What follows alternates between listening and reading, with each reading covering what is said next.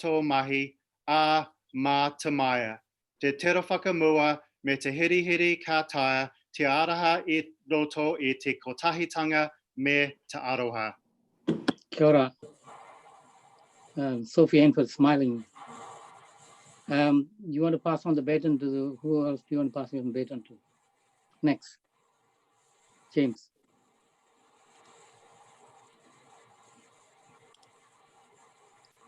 James, did you hear me? Thanks, Gary. Sorry, I got muted by the host. I will pass on the baton, and I will pass that on to you, Mr. Mayor. Oh, what? Oh, thanks a lot, mate. I'll speak in Hindi. Okay. Next item 3, apologies. Any apologies? No. Item number 4, declarations of interest relating to items on the agenda. I've had no notification of that. Anyone wants to declare conflict of interest? No. Public speaking time for items relating to the agenda. Now we have 10. The first one up is Russell Spratt. You've got 3 minutes.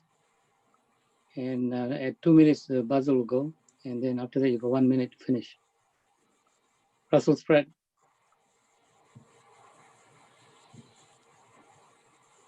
Your Worship, Councillors, tēnā koutou katoa, ko Russell Spratt ko ingoa, taku iwi ko Atiawa ki whakarongotai, no anai mai waikina me kāpiti mōtiri e tēnei rā, ko au te manga o aku iwi ko Atiawa whakarongotai. My name is Russell Spratt.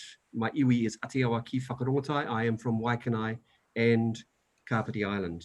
I'm a member of the Gateway Governance Group representing Atiawa ki whakarongotai. I chair the Ahu Whenua Trust representing landowners at Waiorua Bay, Kapiti Island. I'm a landowner on the island and I have a home there. My association with Kapiti Island and our district dates back 200 years through my whakapapa. Today I'm representing my iwi, Atiawa ki whakarongotai, and I'm honoured to share their views as follows.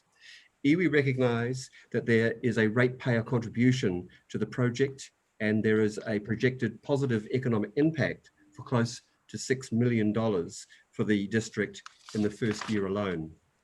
The financial implications for ratepayers need to be considered across the medium to long term, not the initial rate impact, particularly as we understand the economic impacts of COVID will be long-standing.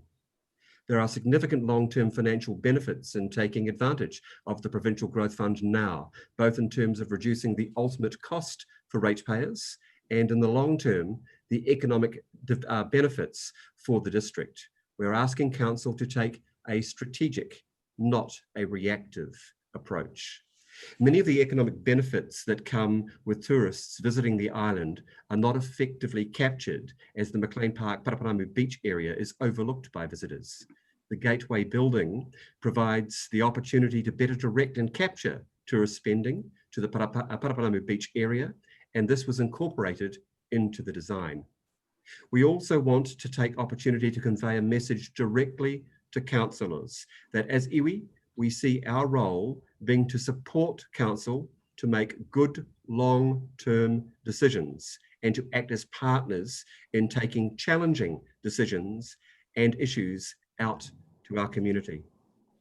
As is demonstrated in the Gateway project, sometimes as iwi, we are best placed to provide interpretation for the public about the intention or merits of projects.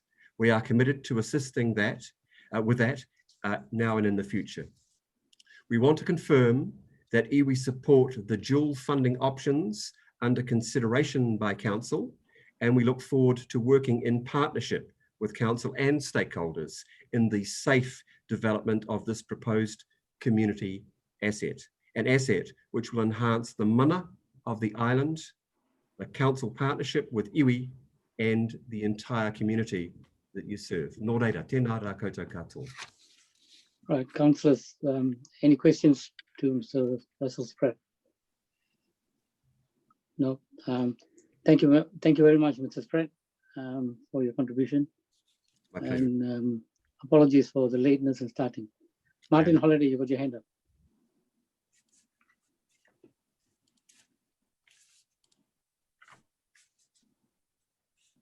Hi, Russell. Thank you very much for your presentation there. Look, I just wanted to touch on your comment there, asking Council to take a strategic, not a reactionary approach.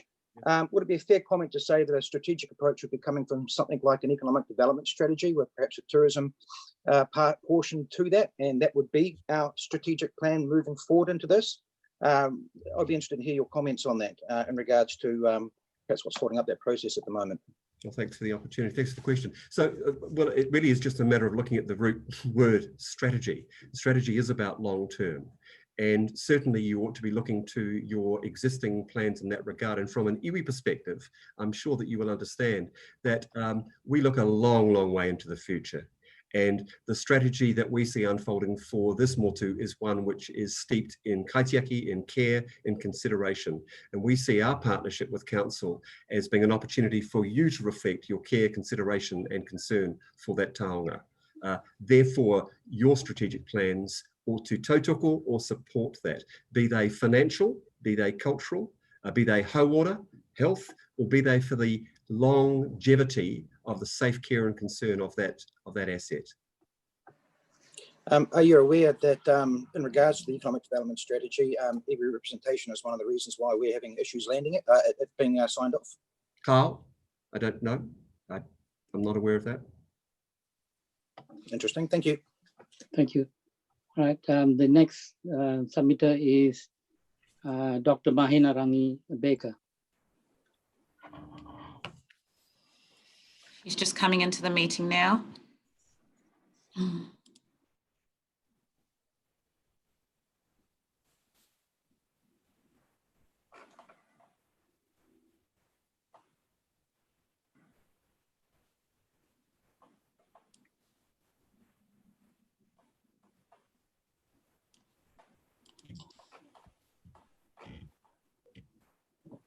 Good morning, Dr. Baker. Marina. Morning, Marina. Marina.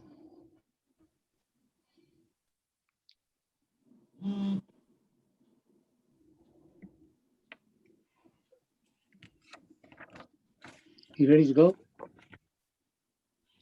Yeah, just let me know when I can start. Yeah, you can start now.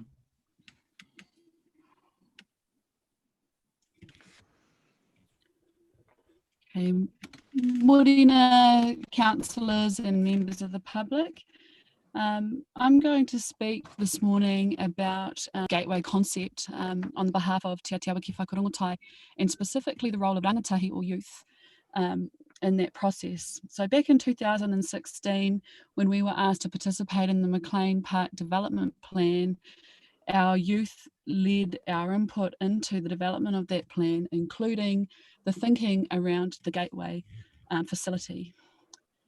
Their proposal around using the concept of a gateway arose from the understanding that the facility, the site of the facility is in fact the original entry point to Aotearoa and to our district.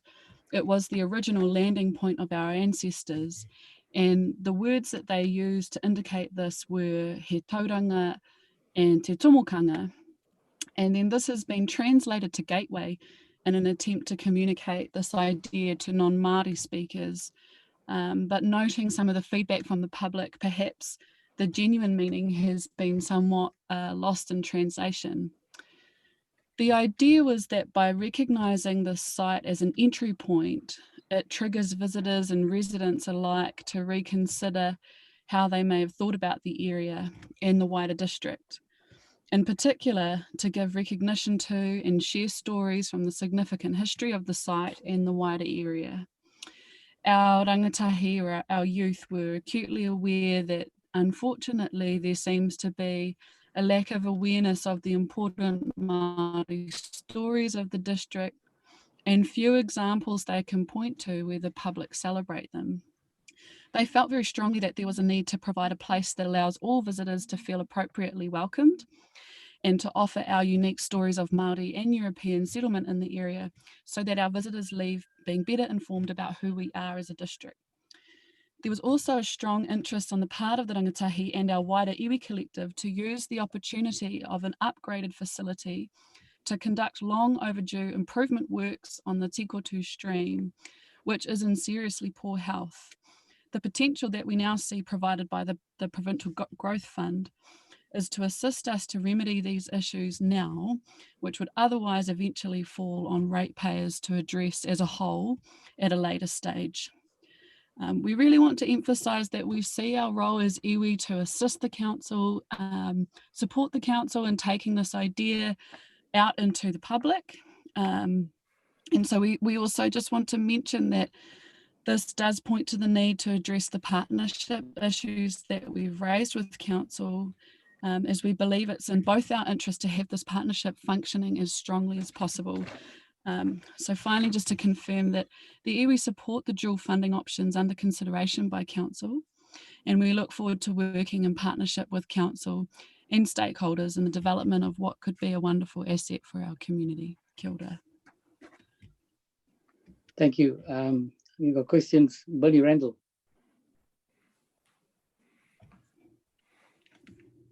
Yeah, Dr. Baker, can you hear me? I can, Bernie. How are you? And not bad. And you remember, yes, about 2.5 years ago, we spent many hours on the McLean Park development plan. And I remember walking over that bridge with you, the Titohi stream, and I agree with you, that should be improved. But I thought we had agreed, after listening to all that consultation, a small gateway building would be built on the boating club site. I thought that's what we had agreed to. Have you any comments on that, please? The iwi actually endorsed a range of different options because the iwi senses that we need to ensure, you know, we're not in the position to prescribe for council exactly what they should select. There needs to be flexibility in terms of the options that council has. And so the small option, from what I can recall, casting my mind back, had our endorsement, noting that our governance representatives have been now the active representatives from us engaging in this. We could see that with the larger complex that's proposed, there are significant improvement works for the Tikotu stream that go beyond the point of the Tikotu, which is currently exposed. The proposal that's now on the table means that there will be significant improvement works further up the Tikotu, which is currently underground, and obviously that's really not good for the health of a stream. And so we support the option that's on the table, but it should be understood that we've provided flexibility to the council and that there are a range of options that have the support of the iwi, and the one that's on the table is one of those. All right, thank you. No other questions. Mine are Dr. Baker. Thank you very much for your participation. Kia ora tātou. Our next speaker is supposed to be John Barrett. I'm not sure if he's available. Is he on? John, Do you know if he's available? John Barrett hasn't signed in yet. So the next speaker we have is Jack Mace from DOC.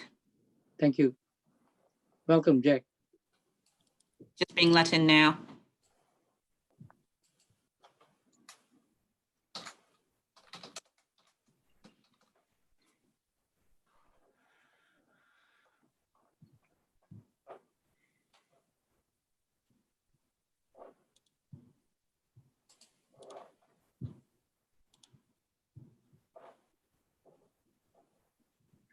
Welcome, Jack. Kia ora, everyone. Kia ora, Jack, you can start. Right. E te tēmata ngā mihi nui ki ngā iwi o Kāpiti, mai uta ki tai ki te mauteri, tēnā koutou katoa, Mr. Mayor, Madam Deputy, tēnā kōrua, councillors, council staff, tēnā koutou.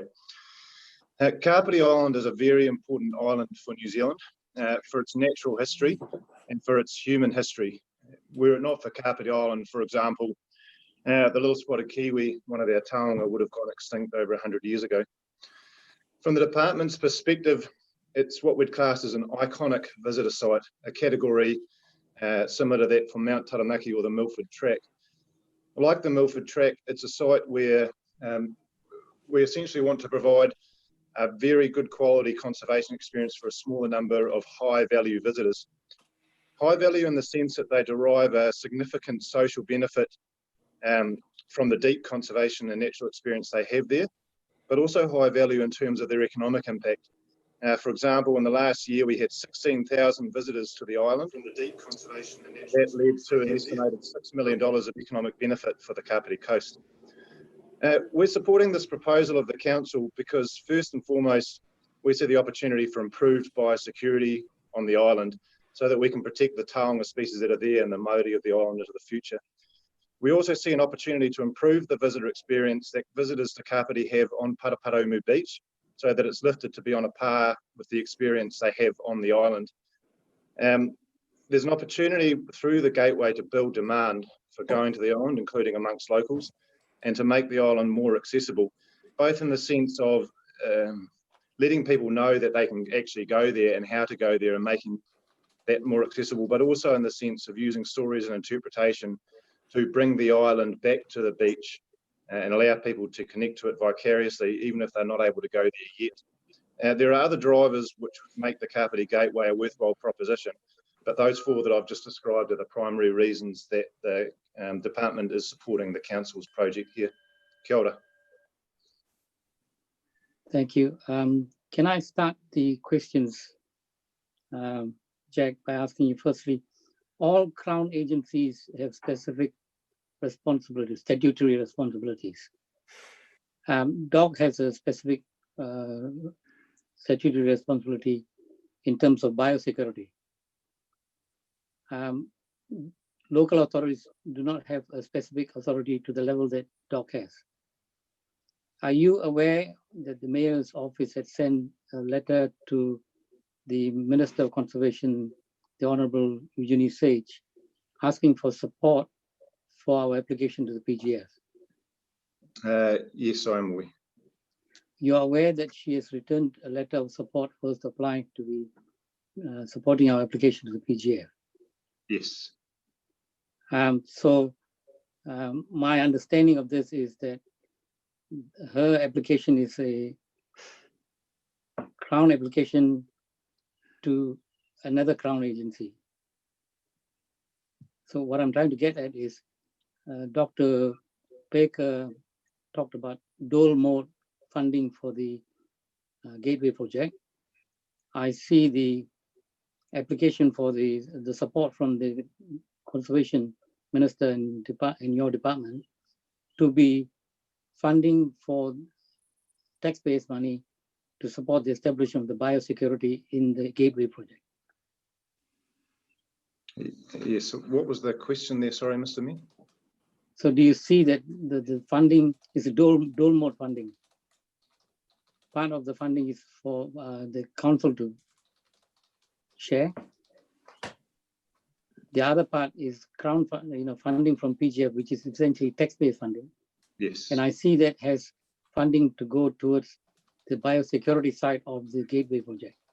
Yeah, because from what the minister has said in terms of support, the support is clearly based on the primacy of the biosecurity facility that's needed. Yes, so the minister and the department are separate, although she does provide us with our governance and leadership. And so her strong driver as the Minister of Conservation is around the improved biosecurity. Ours is broader, and ours also includes the visitor experience and the connection of the people of Kapiti and beyond to the island and the nature there. But yes, we are supporting the bid to, or the Minister has supported the bid to the Minister for the Provincial Growth Fund on that basis. Yeah, and so can you draw the conclusion from there is that your support for the proposal is largely around the need for better biosecurity facilities on the mainland? Not solely. I think, well, the reason we wish to support it is because of the improved biosecurity, but we also would like to support an end-to-end visitor experience for Kapiti Island so that people on the mainland also have a good experience before going out to the island. So that is, but we also would like to support. Thank you very much. I think other people put their hands up. Quinn Compton, then James Kutz, then Janet Holbrook.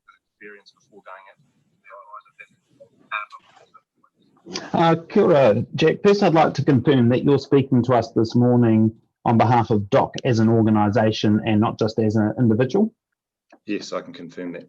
Cool, perfect, thank you. So I note in 2017, DOC actually went to great lengths to assure the community up here that the biosecurity approach being used for the island was good and adequate, and that the facilities on the island in terms of tracks and that are actually adequate for the projected growth in visitor numbers. So if DOC now needs a greater level of assurance around biosecurity, why isn't DOC stepping up to contribute in capital or operational funding for this facility from their own baselines rather than relying on the hope of the PGF giving largesse to KCDC? So I hear two parts of that question.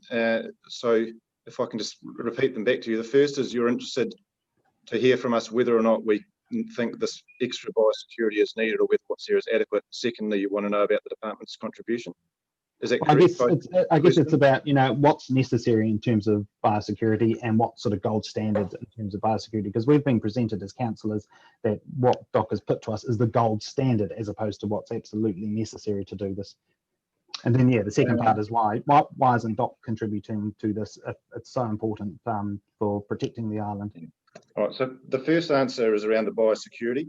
So the current biosecurity, like the visitor experience, is fine. There's nothing wrong with it. It is adequate, and that's demonstrated by the fact that we've not had an incursion from a visitor carrying over any pests to the island yet, or not any animal pests.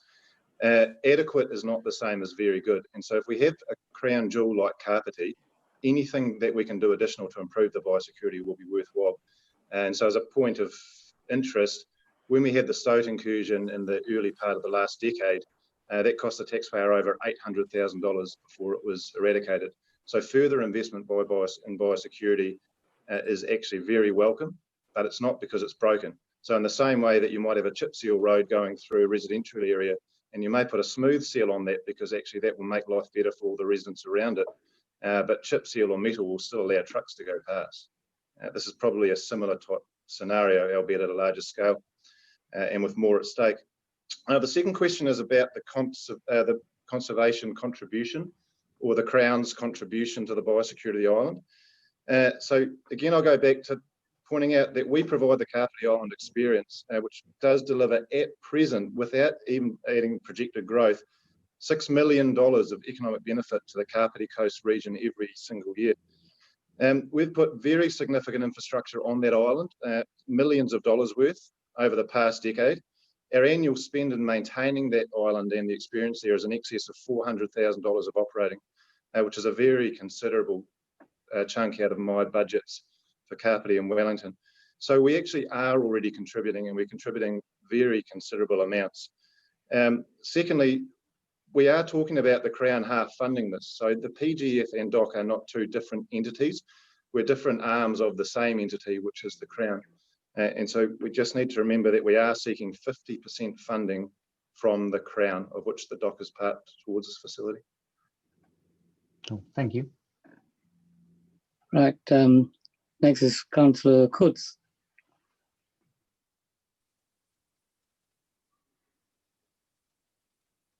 Marina, Jack, thank you for those responses. I'll elaborate further on one of them, which was around the financial contribution. Could you confirm that Council had or has approached DOC for funding for this facility? My understanding is the question has been asked in terms of a direct contribution, and that the answer was no. And if I could qualify that, I should have at the start, to appreciate that as elected members, our role is representing the community, and as elected members, we get those questions about why isn't DOC funding this, have they even been asked, and so forth. So that's my first question, and then I've got a follow-up. Yeah, that's fine. And so again, I'll just repeat the answer I had before, which is the department is not directly was approached. We can't directly contribute to it from our own capital reserves, but we are supporting the PGF bid through to the Crown in general. Thank you, Jack. The second one is, based on the proposal today in the paper to Council, does DOC have any serious concerns over the projected increased visitors to the island and the risk to the island itself in terms of not only the biosecurity, but the actual nature of the island itself and its presence? The short answer to that is no, we don't have any concerns. Thank you, Jack. You finish. Next is Martin Holiday.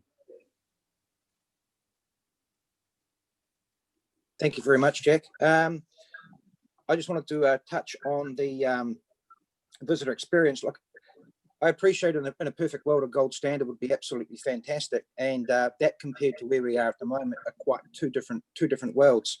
In your opinion, is there a middle ground there that Doc would more than likely be comfortable with? That's the first part of my question. That's a very difficult question to ask, in the sense that council's developed this proposal and we've been on the governance, and so we've been involved in looking through the options, and we support what council officers have put forward at present as being a good solution, having looked through several different options that council worked through.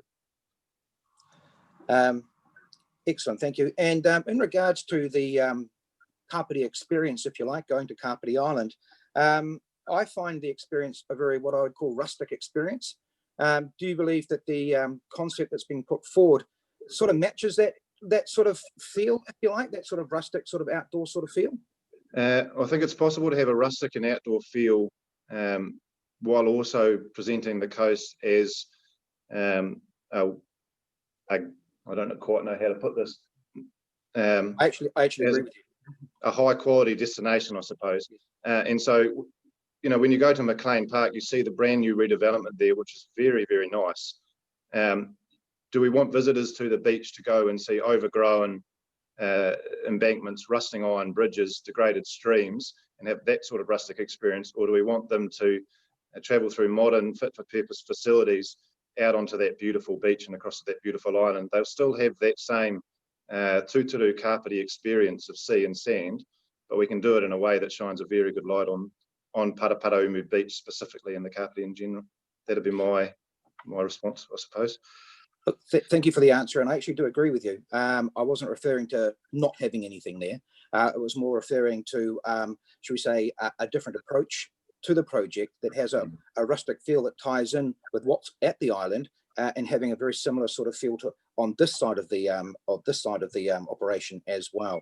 That it fits, if you like, quite seamlessly. Yeah, kia ora, Martin. You know, just we were involved in both technical advice and governance to the project, and I'd just say we support this option that the project has chosen, and the questions about that would be better put to the project manager specifically. I appreciate that. Thank you for your answers. Kia ora, Martin. Next, Jocelyn Pravno.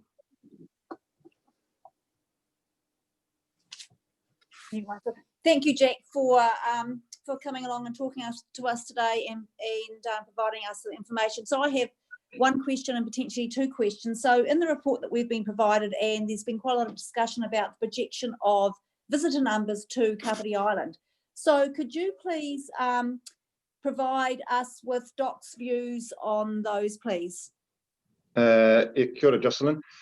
I'll probably start by setting the statutory framework. So, like councils, we are bound by strategies and plans that are statutory documents. The current statutory framework for the island, which is the 2018 Conservation Management Strategy, sets a daily limit of 160 visitors to the island, public visitors. Per day? Per day. And so that's where the numbers have been drawn from. And so we support that because that's the number that we reached through a full consultative process. The next step in that statutory process is the development of a specific conservation management plan for Kapiti. We'll do that in partnership with the iwi of the island, and again through a public consultative process. And that will provide an opportunity to alter those limits, and in particular alter the visitation patterns or restructure the visitation patterns to the island to allow for, I guess, more effective ways of getting visitors there at reduced impact. I'm comfortable with those numbers as well, though, because, again, we have very good expertise within the department in managing much higher numbers of visitors than that to sensitive sites. Places like Nugget Point, like Cape Fowl, and like the Plateau, Central Plateau volcanoes. And when we bring in the expertise of the local iwi on the coast as well, and and add that to ours, I'm very confident that we can manage visitors to the island, Okay. even with increased numbers. Thank you. So the projections are going up to 58,000, and I assume that those are the figures you're talking about. We haven't been given a time frame, except it will be after 2035, I think it is. Do you think that's a fair estimation? Well, any projection of visitor numbers is a projection, exactly that, and we've seen that recently. That for many people, their projections have gone awry. But we have had very good year-on-year growth on Kapiti. It's been between 10 and 20% year-on-year. And we actually don't see the likes of COVID and the decline in domestic travel having a significant impact. Kapiti's got a very strong domestic pull as a bucket list destination for New Zealander. We're in talks at the moment with Indoc about the products that we offer to New Zealanders and what those could look like. And Kapiti's an absolute sitter for further marketing. So I put as much stock in the projections as any bit as the predictions, but yes, I'm quite confident we'll continue to see it being a strong visitor product. Okay, I appreciate that. So just one other question. So you've talked about DOC actually not putting any money, so, you know, for want of a better word, into the actual project, but you are supporting maintenance on Kapiti Island. So with those projected numbers, is DOC going to be able to find the funds to actually, you know, basically treble, or not treble, but basically more than double those visitor numbers? Well, our cost per visitor isn't linear. We have what's the correct word? There's a significant scale of economy with visitor management, and so we can absorb more numbers on our current infrastructure there. You know, we don't have to add another 1/16,000 because we get another visitor, and we do have capital within DOC for improvements to the island. So as the numbers build there, we will be able to access more capital if we need it for further upgrade. Thank you. Thank you for your answers. All right. No other question for Mr. Mace. Thank you, Jack, for your submission. All right. Thank you, Mr. Mayor. Thank you, councillors. Thank you very much. The next speaker is Guy Burns. Hi. I just get my system organized. Okay. Yeah. Ready?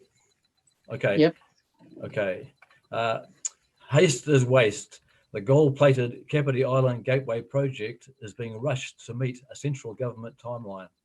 The process is being tailored to meet provisional growth fund requirements rather than community need or vision. It's rushed with poor community consultation. Councillors, you are voting on proceeding the Kapiti Island Gateway project, but do you fully understand the consequences? $2.2 million of ratepayers' money up front, where most places are reducing spending. The creation of 2 full-time staff, a long-term ongoing expenditure.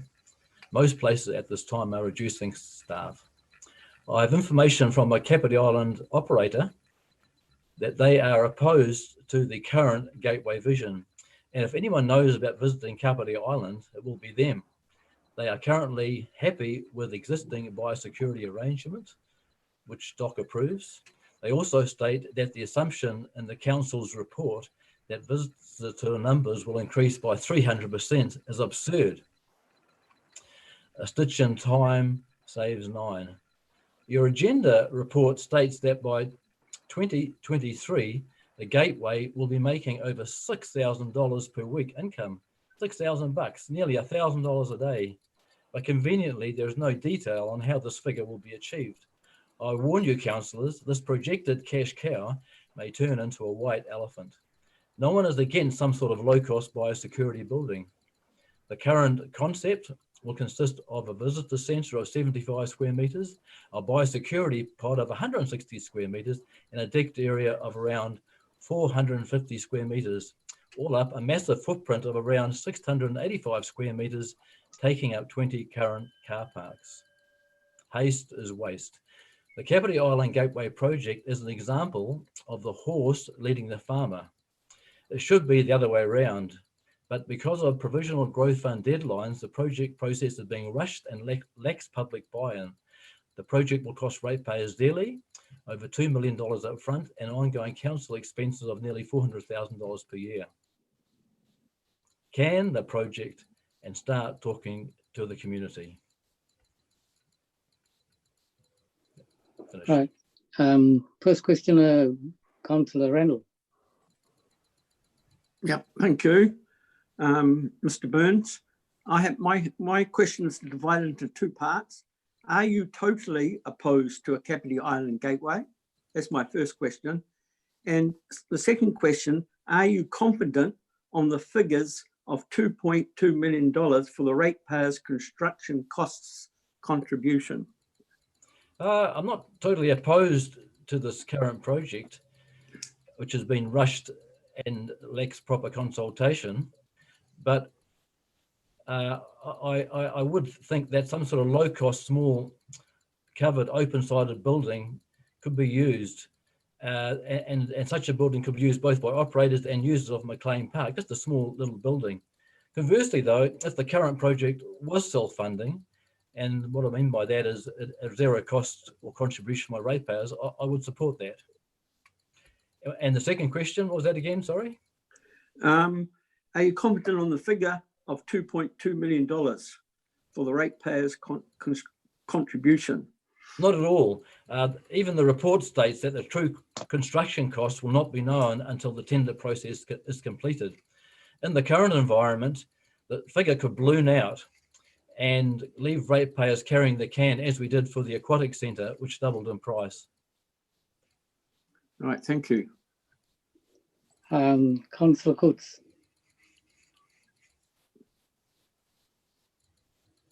Good morning, Guy. Good to see you. Good morning. Just on your comments following Councillor Randall's question, you do appreciate that there's an unusually high contingency in the project of 35% for the very reasons that you've just outlined in terms of construction costs? Mm-hmm. Yes, I realise that. Are you suggesting that it could balloon out further from that? I think in the current environment, it can, and we've seen it happen. We saw it happen with the aquatic centre. It over doubled in the estimates that were put forward at the time. Thank you, guys. Second question was just around the upfront cost. Are you aware that the $2.2 million, if it is approved, isn't upfront all at once in the first year? I'm aware of that, but it is $2.2 million or more for ratepayers to pay, with interest, of course. Okay, that's all. Thanks very much, Guy. Thank you, Mr. Burns. The next person is Glenn. Is it Vicky?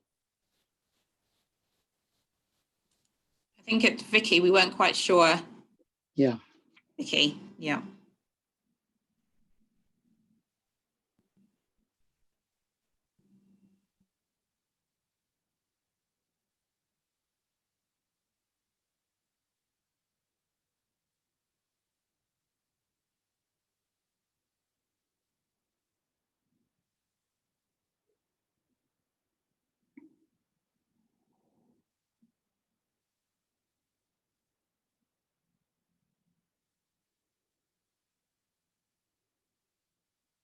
She there? I think she's connecting. Her audio is connecting.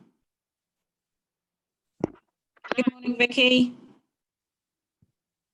Welcome, Vicky.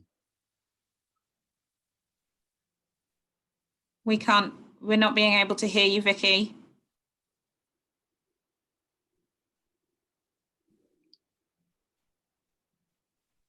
Have you connected the audio to your computer?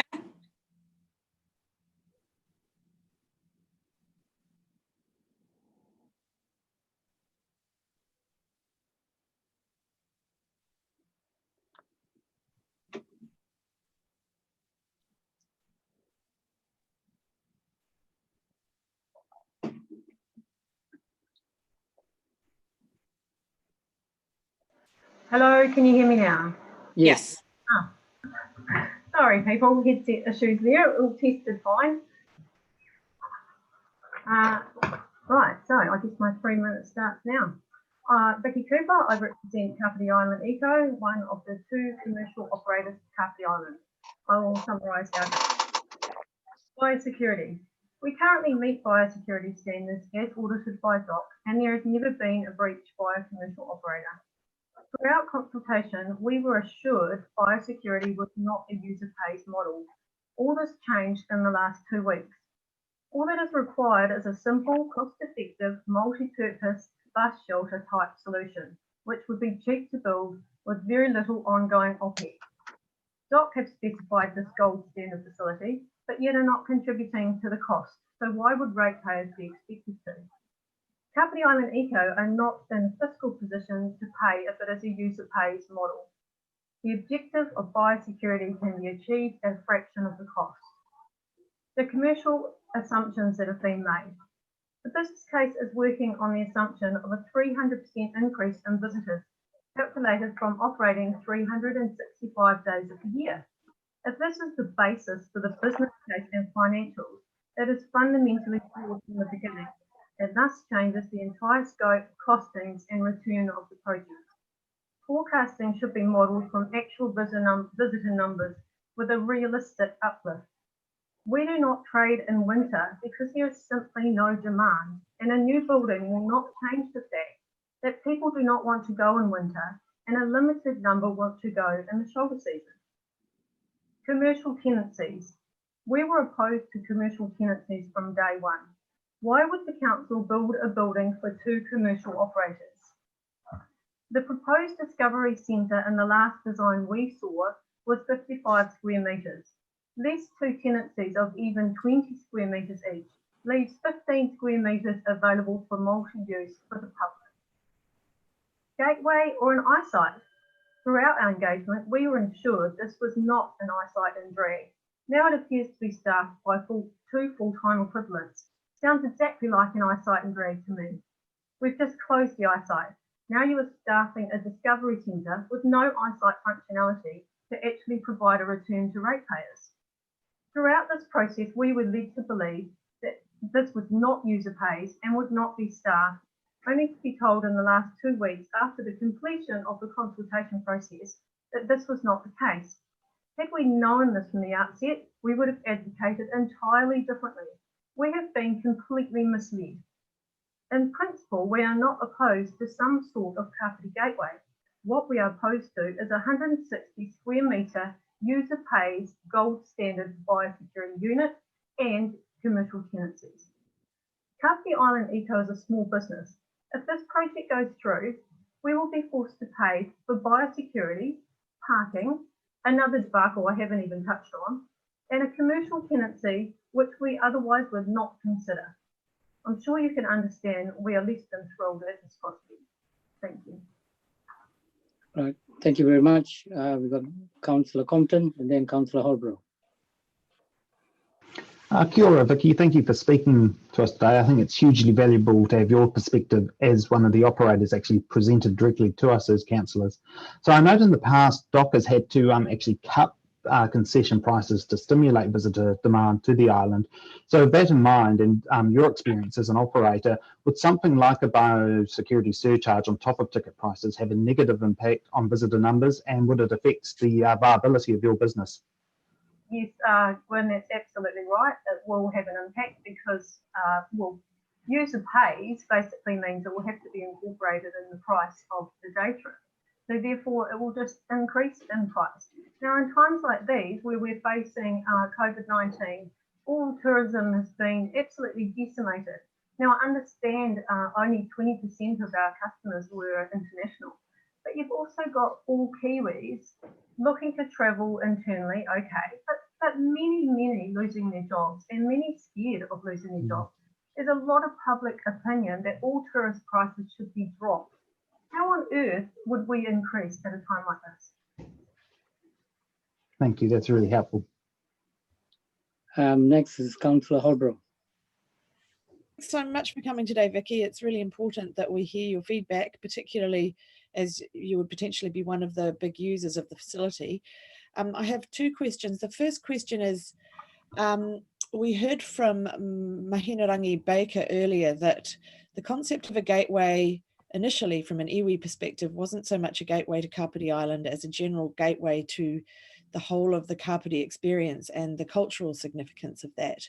Is that something that you've factored in when you're thinking about this project? Yes, Dana, I'm very concerned about this. From the beginning, it was always pitched to us that this would be a facility for the whole of the coast. And we always raised our concern that this would be the John Barrett and Cooper show. And the public backlash from that is also a significant risk to our business. With the rate, square metres that I talked about before, the 55 square metre Discovery Centre, I believe that's possibly been increased by 20 or so, but it still leaves a very small building that would serve the public in this multi-use need that is very, very important for this sort of public spend. Thank you. That's a good answer. So my other question is the exact details around the operation of this facility and how charges would be applied and everything like that is still not completely finalised. If it were to be revisited and the user pays model was reconsidered, would your organisation, do you think, have a different perspective on it?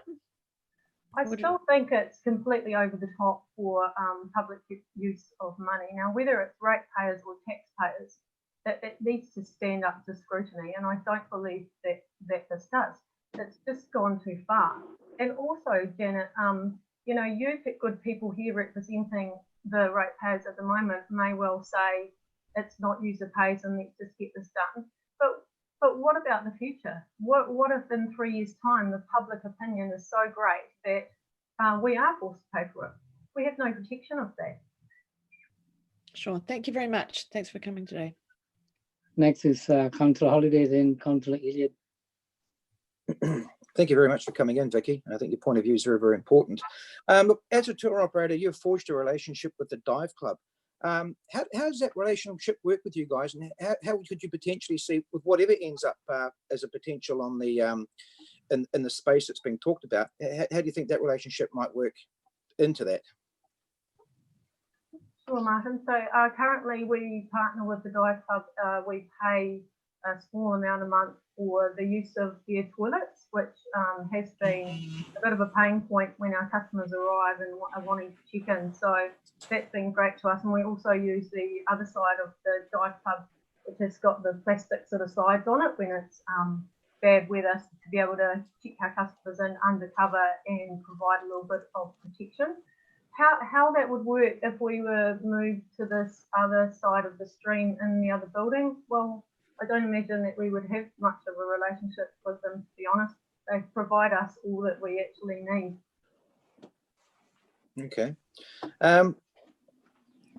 With regards to how the boats are maintained, etc., I'm sort of getting the understanding that, you know, we've got the people aspect of things, should we say, happening, should we say, on the south side of the stream. But from the boat's perspective, is there any sort of change happening there? Will they sort of be staying in the car park, still be getting cleaned down in the car park and all that sort of thing, you know, sort of taking up space in that car park as such? I'm talking about the boat club car park. Sure. As I understand, there wouldn't be any change on that, because where else would they go? So they still be parked up there. They still be washed down there. When we load our first lot of customers at the moment, we do it in the car park, and from then on we load on the beach. I guess the only change would be in the future if you were using this new facility, they would walk across the bridge and down the beach even from the first. I see a lot of public opinion on the car park issue and how it's not working and it's dangerous and everything else. And I see this as a complete overreaction, because I've never seen any issues. I've never seen an accident. I've never seen anyone injured. I've never seen a complaint. The boaties all get down there. It actually just works fine as it is. Would you see, you know, as numbers, should we say, expand down at the beach, this is what's being touted, there could be, you know, congestion issues? I mean, I'm aware that, you know, on good days you get 130 boats going down to the beach and parking up. Yeah. They come back as bell and wash down. Do you see congestion issues developing there, or have there been congestion issues? I can see issues arising there, because at the moment, I don't know if any of you have actually seen our operation, but where we check in right where the boat is. And quite honestly, we direct people to park because it is a bit tight. But, you know, we use where Te Ahi parks overnight, we use that car park, and we use where our boat parks overnight once it has moved off, and we just sort of direct people in there, and it works. If we were off onto the other side of the creek, then the public will just be trying to get a park wherever they can, and potentially there are issues there. I don't, as far as like the boats parked down the beach for recreational use on a fine day, I've never seen any issues with that, even at our highest, and that would be us doing 3 loads and our nature tours also possibly doing a couple. So 160 a day is the maximum. And just touching on parking, if the status quo was remained or something small was put in instead of the size of the operation that's being put in, the car parking that's available, which is going to be removed, is, in your opinion, is that car parking important, you know, all that car parking important to the visitors with regards to being able to find a park and keeping them out of that boat club car park? Because I'm under the impression the boat club car park's not really there for the car parking for people that are going to Kapiti Island. So, you know, as we move forward in this, we wanted to see, I guess, a diminishing of people parking at Kapiti Boat Club. Yeah, do you see there any issues there? You know, if we're decreasing the size of, or decreasing the number of car parks in that car park just on the south side of the stream? Yeah, I would see huge issues with that because, as you know, car parking is an issue. The proposal to use the Summer Golf Club land, you know, I could see that working for nature tours overnight visitors because they don't really want to park in a public car park overnight anyway. But just for overflow day trippers, again, it's another cost. It's an indicative cost of $9 a car park, which once again, we will have to pass on to our customers. It's not ideal at the moment, the parking, but it does work. I mean, the pinch points are Saturday morning with the market, where it's busy, but look, that's a great thing. There's a great vibe going on. And about 3 or 4 weeks right over peak season of summer, it's busy, but it works. Any decrease in parking will be significant. And last question, do you see if should we say a simpler option on the south side of the stream was put forward that didn't take up car parks, would you see that as a beneficial scenario for the Kapiti Coast, Kapiti Island experience? Yes, certainly, especially if it included downgrading of this biosecurity building and more space delivered to the public. Lovely. Thank you, Vicky. Much appreciated. Right, we've got Councillor Elliott and Councillor Buswell. Good morning. Vicky, thank you for coming to speak to us. It's really good to have you here. I have a question that you may not want to answer for commercial sensitivity, and I completely understand that. But for over 20 years, it was built up a business of winter trips across to the island involving hundreds and hundreds of school children. And school trips, usually 2 bus loads a day, 1 or 2 days a week, nearly through the entire winter. Can I ask why the schools not wanting to go to the island anymore? I'm not aware of schools travelling in the winter, Jackie, but we deal with a lot of schools. They are a significant part of our business, as does nature tours. So I don't know why you would take school children in the winter when you can take them in settled weather in the summer. Okay, can I just suggest why? Because there is a lot of settled weather in winter. It was quite cold out there. The sun went down quite early in the afternoon, but we found that, you know, we found for 5 years that there was, that I was involved, that there was significant timing, good days for good sailings, and the schools really took advantage of that. So whether or not the schools could, or you could sail to the island or use an outdoor or an indoor classroom on the mainland, would your business be interested in any of that business with the schools over the winter periods? Well, of course, we'll always be interested in additional business, but as I stated, we are already dealing with all of the schools that we can think of. We have approached every school between Palmerston and Wellington City. So I don't know what this market is that you're talking about that we're not already touching. We don't turn people away in shoulder season or summer season because we have school books. Yeah, thank you. Okay. Councillor Buswell.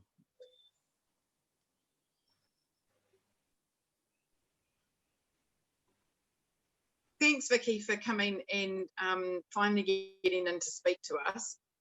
I just wanted to ask a little bit more, I guess, about your own business and your plans. Some business are happy with status quo, and other businesses are wanting to grow and develop and create a better customer experience and things. And I guess on a scale, where would you be sitting in that? You know, we heard from Doc that they were really looking forward to improving the end-to-end customer experience for people coming over to visit the island. So how do you feel like about that? Do you think that this would improve your customer service, your customer interaction, and essentially your customer experience with Kapiti Island? Thanks, Angela. As I said, we do support this gateway in some shape or form, and we're always looking to improve what we deliver to customers. I'm sure you've seen the results of the survey that went out as part of this whole project, and we had rave reviews. I've never seen an NPS score like that, and across several other businesses. Customers love what we give them now. We don't have complaints about biosecurity or the experience of checking in and getting straight on the boat. So I think this is just completely over the top. Having said that, like a multi-purpose discovery centre that serves the whole coast, that customers could walk around and be further educated and have some shelter perhaps from bad weather, absolutely, that would be good. We're always looking to invest in our business and improve it. Thank you. Right. Thank you very much, Vicky. No other questions. Thank you for your time. We've got John Barrett ready now, I think. Is he there?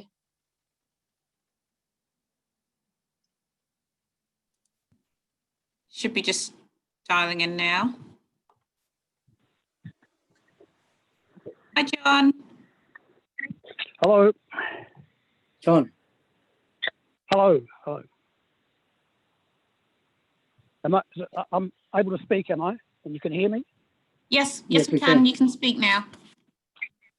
Okay, so morning, everybody, and apologies for not being a bit more efficient with this, but I'm speaking to the proposal today, and I would urge councillors really to consider the papers that are in front of them, because I think everything in the papers should speak for themselves. Actually, it's the proposal I thought was well set out. It deals in facts. I support the figures and the facts that are in the proposal. I know there's been lots of chatter and suggestions why this Kapiti Island Gateway proposal is not right for the time. And I know people will have the view that I have a vested interest in this business, but please keep in mind I was involved in this business of the Kapiti Island Gateway Centre 30 years ago, well before I was involved in the Kapiti Island business. My belief then, and it's the same now, is this facility will be an asset for the Kapiti district into the future, well into the future. If council doesn't accept that we're going to experience growth in the Kapiti district, then that's fine, dispense with this type of thinking. But if the council believes that growth is inevitable in our district, we need to manage it carefully. The Kapiti Gateway Centre is part of that visitor management, in my opinion. So I really, from our business point of view, having a modern age, new world facility is the least we can do. Our Kapiti Island experience, contrary to what some others might say, is third class, third world, when people have to do their check-in and biosecurity process in the car park of the Kapiti Boating Club and then come to a world-class experience on Kapiti Island. It just doesn't match up. It just doesn't make sense. But for 30 years, people have said, various councils, various mayors, various experts have all promoted the idea of a Kapiti Island Gateway Centre. And in my opinion, this is the best opportunity we'll ever have of getting the thing completed. If we don't do it, if it's not done, Kapiti District's going to be the poorer for it, in my opinion. And that's without any self-interest in terms of a Kapiti Island tourism operator. We can survive, our business will survive without it, but the Kapiti District will be poorer for it, in my opinion. Right. That's really all I can say. Okay. John, can you just hang on there? We've got a couple of questions from Councillors Angela Sure. Buswell and Councillor Compton. Hi, John. Thanks very much for joining us today. It's really great to have you on board. I know that you have been immensely involved in this for quite some time, so I just want to congratulate you on your stickability and never giving up. So this proposal's been on our long-term plan since 1992. I just want to hear from you personally, what are your excitement levels like right now, knowing that this could potentially actually come to fruition after all this blood, sweat and tears that you have personally put into the project? Well, thanks for that question. I mean, my excitement levels were high back in 1990, whatever it was, when the first drawings were put in front of me to look at. I was excited then. I've been excited all the way through, right up until the last drawings were presented. So my excitement level's high, and it always has been. But in terms of stickability, it's a project worth sticking to. But Wonderful. My excitement really is not. My excitement is actually also for the beach commercial area and the Kapiti town and Kapiti district. That's great. It'll certainly enhance that visitor experience, and that's what we're aiming for. Thanks, John. Thank Councillor Compton, then Councillor Kutz. Kia ora, John. Thank you for taking the time to share your perspectives, both as an operator and someone who's been involved in this for 30 years. My question is that given the business case in today's council papers doesn't actually reflect any drop-off in international visitor numbers or the impacts of COVID-19 in terms of what's been called the greatest economic downturn since the Great Depression, how confident can you feel around the actual projected growth numbers in it, given it doesn't even seem to have a realistic starting point in it? Well, we are in extraordinary times, there's no question about that. But we're also in times of no great change in terms of, once we get past the COVID era, people will, in my opinion, people will look back and say, what the hell, we've had a blip for 12 months, maybe 18 months. The Kiwi and the international inherent wish to travel and experience new things won't, well, unless the human race takes an absolute different direction. Tourism, the tourism figures that are available have been well researched. We need to take out the next 12 to 18 months of international growth, but domestic growth will still be strong. International growth will come back. There are just too many other interests. Once we get past the health security issues, there's just too much infrastructure and machinery, and mainly infrastructure, that's geared towards tourism to even contemplate that tourism won't be a major economic driver in our country for the next 50 years. That's got to be managed differently, and that's something that Kapiti District can do if they're a mind to. Look at developing and managing tourism differently. The Gateway Centre will enable us, or enable the local sector to manage our visitation a little bit differently and quite a lot better. But Are you aware that after... Sorry, go ahead, sorry. I was going to say, are you aware that after the global financial crisis, that actually domestic tourism numbers took around about 5 to 10 years to actually recover to pre-GFC levels because of the depth of that recession? Yes, that's I'm aware of that, and I've been around long enough to understand and have experienced the impacts of all the major world events in the last 50 years, essentially. So I do know what's required in terms of comeback. But keep in mind that this facility you're talking about, if it's built now, it's going to be available and useful and an integral part of the scene for the next 50 years. I mean, it's all about timing, I think. Thank you. Councillor Coates, then Councillor Halborough, then Councillor Martin. Marina, John, thank you for joining us today, and certainly respect where you're coming from, both your comments as having an interest in the island, but then also declaring your interest as an operator, two very separate things. Previous to you, we've had Vicky Cooper, the other operator on the island, and the reason why I say that is I didn't ask this question of Vicky because she in herself answered it in her speech to the council in terms of the views around the projected visitor numbers. The question that I have to you is, in the report there are some quite optimistic numbers around increasing visitors to the island, and what I want to understand from you as an operator is what potential do you see in increasing visitor numbers either to or around the island? Just re-emphasising the concerns we have around the projected growth numbers in the report. And then I have a follow-up question. Right. Well, with my experience over the last 20 years of tourism projections and predictions, particularly in the last 5 to 8 years, have been grossly inaccurate. And they've been inaccurate on the negative side, not the positive side.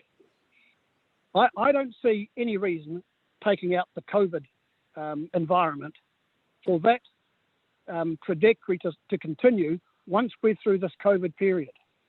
The reality for our district, for the lower part of the North Island, the changing demographic is a much more demanding demographic than we had 20 or 25 years ago. That demographic wants to travel. They want to experience things.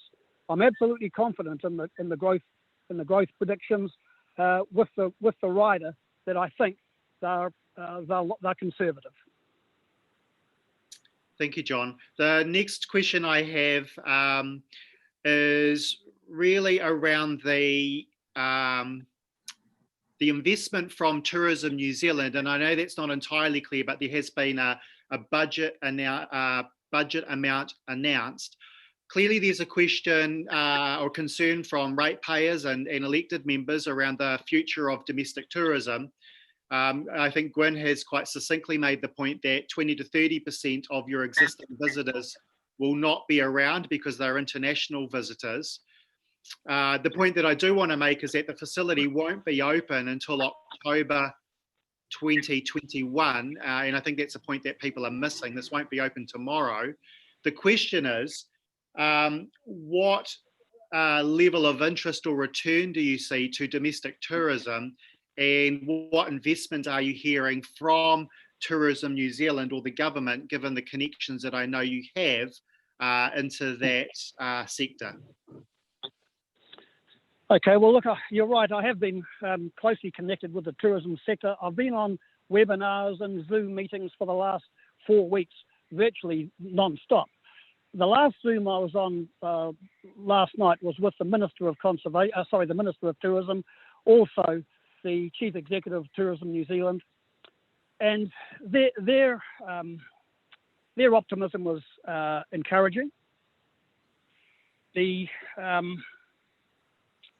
I'm sorry, what was the focus of your question again? So look, I guess it's the level of investment being signalled to try and encourage people back to domestic tourism. Right. Yeah. Short question is, sure. Okay, yeah. October, November this time, October, November next year, what do you think will be, given that investment, the activity around domestic tourism as compared to tomorrow? Right. Okay. Well, just personally, we're gearing our business to get back to very close to the growth we were experiencing in 2019. So that's our level of optimism, and our level of optimism is based on the degree of bookings and inquiries we're getting now for domestic travellers visiting Kapiti Island and the Kapiti District in the early part of 2021 and the latter part of 2020. Already we're seeing really hard evidence and strong bookings for September, October, November 2020. There's no reason in the world to expect that won't continue into 2021, 2022 and onward. It's just, you have to take a wide view of this and just think about what are Kiwis going to be doing. They're not going to be staying home. They're going to be moving around Aotearoa, New Zealand. And if we don't get them, if we don't pitch for them, they'll go to Wairarapa, they'll go to Taranaki, they'll go to Marlborough. And that's what we're up against in the Kapiti district. You know, it's not we shouldn't be fighting each other. We need to be scrapping for visitors to come to the Kapiti district. Thank you very much, John. Councillor Holbrook, then Councillor Holiday, then Councillor Elliott.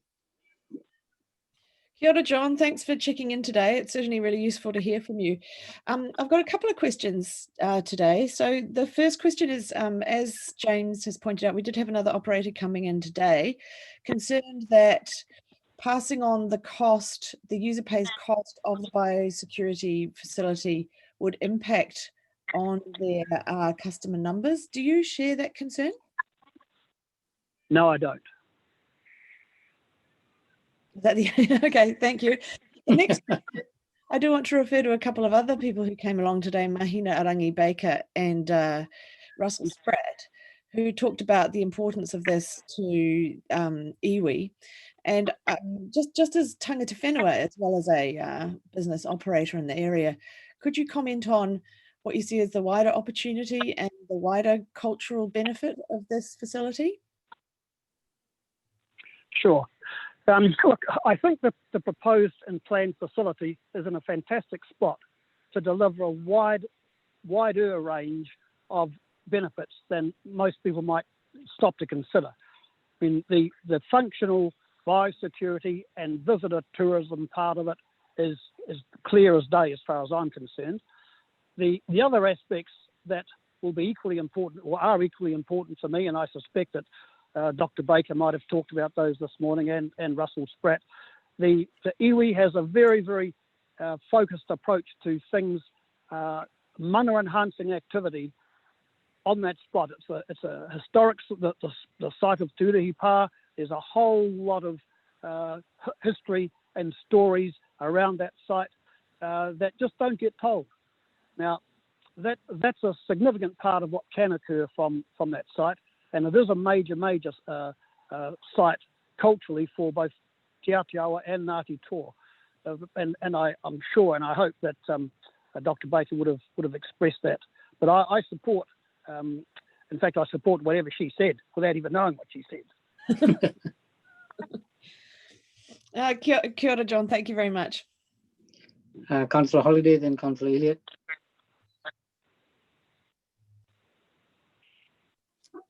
Hello, John, and thank you very much for your presentation. Look, I agree with you that about the third world experience down there, and that we do need to sharpen it up most definitely. Look, just slightly building on what Janet was asking you in regards to the ticket pricing. Could I just ask, is it your intent to absorb these costs, or do you intend to have these costs as an add-on to your current ticket price? Well, look, it's just the same as adding any other cost to our product. Anybody in business, when they're struck with a cost that is new and maybe out of left field or right field, you simply have to work at ways to build it into your product. I mean, if we're talking about if we thought the cost was unreasonable, I would definitely be coming back to council and saying, look, guys, this just isn't reasonable, and I'd be out of there in a flash. But I just can't see that happening. I don't see any reason why a reasonable cost can't be absorbed into a product, into a ticket price. I mean, it's a fundamental business transaction, surely. And we've got a market, we've got a captive market, and I know that because we've been dealing in it for a long time. People want to come to Kapiti Island. I know there was a time when the permit prices were put up, and that had a negative impact. But a lot of that's in the story that goes with it, you know. So I'm not concerned about building extra value into the product cost, because that's the way I see it actually. It's an added value to the product. Thank you very much. The previous operator expressed, well, we've had a letter from them, and mentioned that, you know, at the top end, 150 days a year is about the use that's received, if you like, by your concessionaries, just due to weather and the time of the year and that sort of thing. Do you agree with that that number? And also, like, in those winter periods, how do you see developing business to utilise your service? I'd be interested in your comment in that regard. Okay. So when we started our business, when you got to the early part of March, you'd think about closing down, because the weather 20 years ago when you got to the into autumn, beginning of winter, things didn't feel quite so good. I'm out here at Wairua Bay, Kapiti Island right now. There are, I don't know, in front of me there's about 40 boats in the water. Just if you can look outside, and I'm sure you can't, it's a fantastic day at the beginning of June in the Kapiti district. There's absolutely no reason why we couldn't be operating tours today, and there's no reason why we can't attract people to Kapiti Island on days like today, given good marketing and given other good the conditions that you need to do it. But our weather patterns have changed. There's no question about that. I've been around long enough to know, and it's a not so subtle change. You know, it's a dramatic change that's giving us a longer season. There's no question about it. So I've no doubts about increasing the number of operating days for our business. In fact, we're banking on it. We're planning on it, and we're developing our plans around that. Okay, that's fantastic. Look, with regards to the stream and the area around that area, it's quite run down. It needs a lot of work, and we know that that's part of the proposal. But I'm curious, has any sort of push for this? Sorry, pushed for the cleaning up of the stream in the past, because there's been a long time that could have been dealt with. Has who pushed? Are you asking me if we're? Oh, yes, yourself as operators. You know, we've been looking at ways to sort of tidy. Perhaps that's not a relevant question to this conversation. Well, there are plenty of environmental groups who will be doing that and have done that in the past. I know. Yeah, one could argue. You've had a previous relationship with the Kapiti Boat Club with regards to trying to use that as a concession. I realise you're in a cafe now. How did that relationship go? It went well while we were operating, but we just couldn't handle the 500% increase in rental that they charged. So that's an operational thing. Everything else about it worked very well. It was the perfect spot to do the check-in and the biosecurity work. It was convenient. Everything about it was good, except the cost. It was just too high. So can I ask? That's my answer to that question there. Can I ask, at the time, because I think that was a result of the report that was done around 2013. That was one of the options that was given in there. Was there much KCDC facilitation and perhaps trying to make that work? Well, look, Martin, I don't think your questions are relevant to the agenda today. Martin. I would beg to differ. Well, I could answer it. I could answer it, Your Worship. I've got an answer for that question. If you think you want to answer that, okay. Well, I do. I think it's an important question to answer, because, and my answer would be, my experience with this, and I don't think there's anybody tuned into this Zoom, this meeting today who's had more experience and contact with this project than me. I know the work that the council has done in trying to get to a position, and it's been hammered on all sides by various parties not being satisfied with this or that or something else, and that's resulted in a 30-year hiatus in getting a piddly. And now I know $2 million might not sound piddly to people, but I'm talking about the scale of the project. There would have been projects achieved in that 30 years costing much more than this.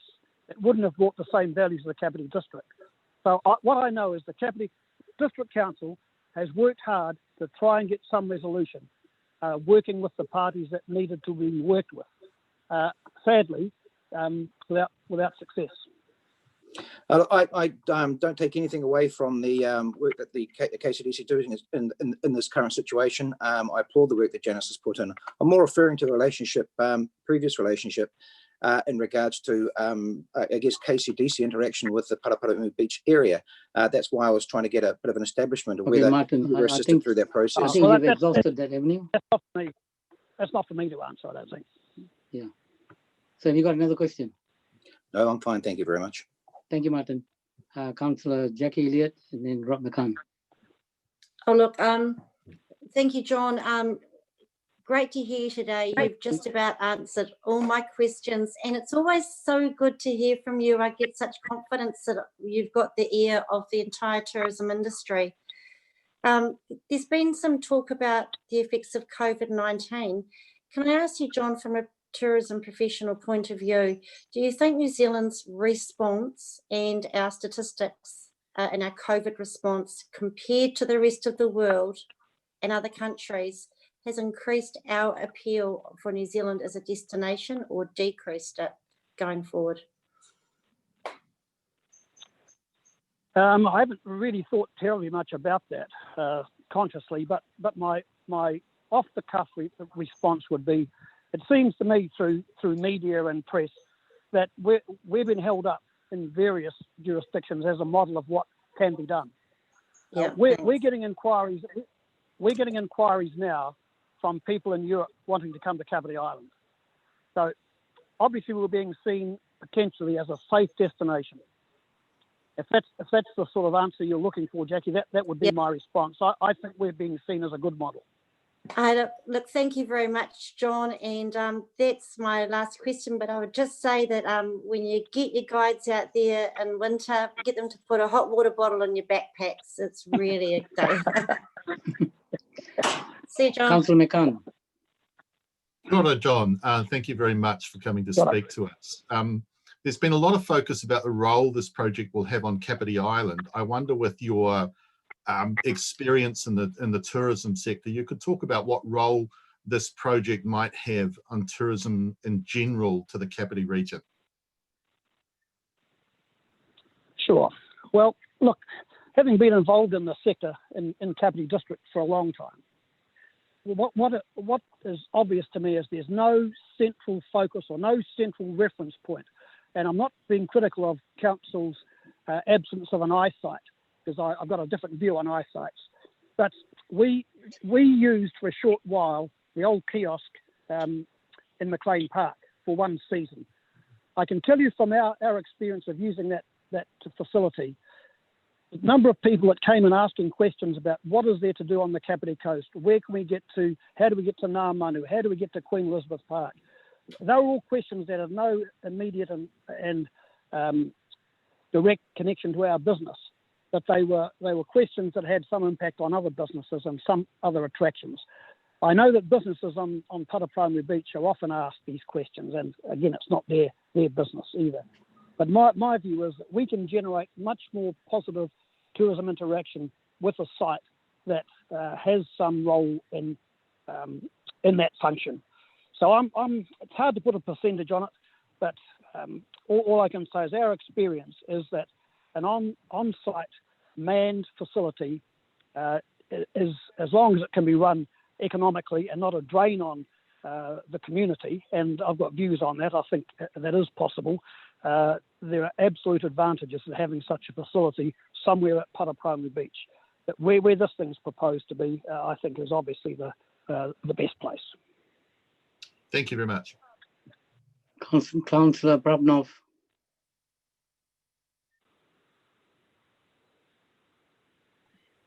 Thank you, John, for spending the time to come to talk to us today. So there's been a lot of conversation around the projected visitor numbers, and that in itself lends to the financial return. So, so with those numbers have been 58,000, do you think Kapiti Island can sustain an increase in visitor numbers like that? Yes, I do. At the moment, we're running well below, and I mean well below, the maximum carrying capacity for the island. Now, the Department of Conservation could make things better by providing more facilities on the island. It may be an additional track here or there, and there are things that they could do in that regard. But the carrying capacity is definitely, we're not meeting the capacity by a long way, and I'm absolutely confident that those figures are doable, they're environmentally sustainable, and they're socially sustainable. Thank you. So, off the top of your head, would you have any projections as to what the total capacity actually would be? Well, all you need to do is multiply 130 by 363. That gives you the legal carrying capacity for the island. So I suppose it's more about, as you mentioned, being sustainable for for Kapiti Island, you know, so that when you do go there, you get a unique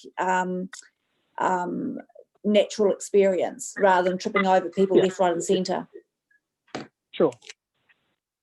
But you know, although I spoke earlier about increasing the operating days through the year, so increasing the season by perhaps a month and a half each side of the peak season, the natural scheme of things for Kiwis is that not all of them will want to come to Kapiti Island in the winter. Lots of them go to Queensland in the winter. Lots of them go to the Pacific in winter, and they'll be doing that again once we come out of COVID. So the demand peaks, and it has traditionally peaked over 3 months of the year. That will continue. So we've got this peak during December, January, February. The other months, it's a roller coaster graph, really. It drops in the middle of the winter, numbers are less, and starts building up from August through to the peak of the season. So unless something really, really extraordinary happens, the possibility of 130 people coming to Kapiti Island every day is remote. Okay, thank you.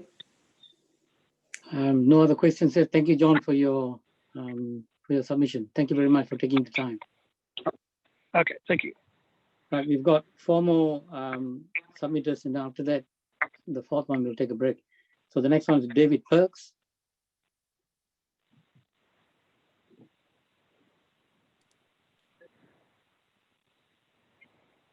David's just joining now.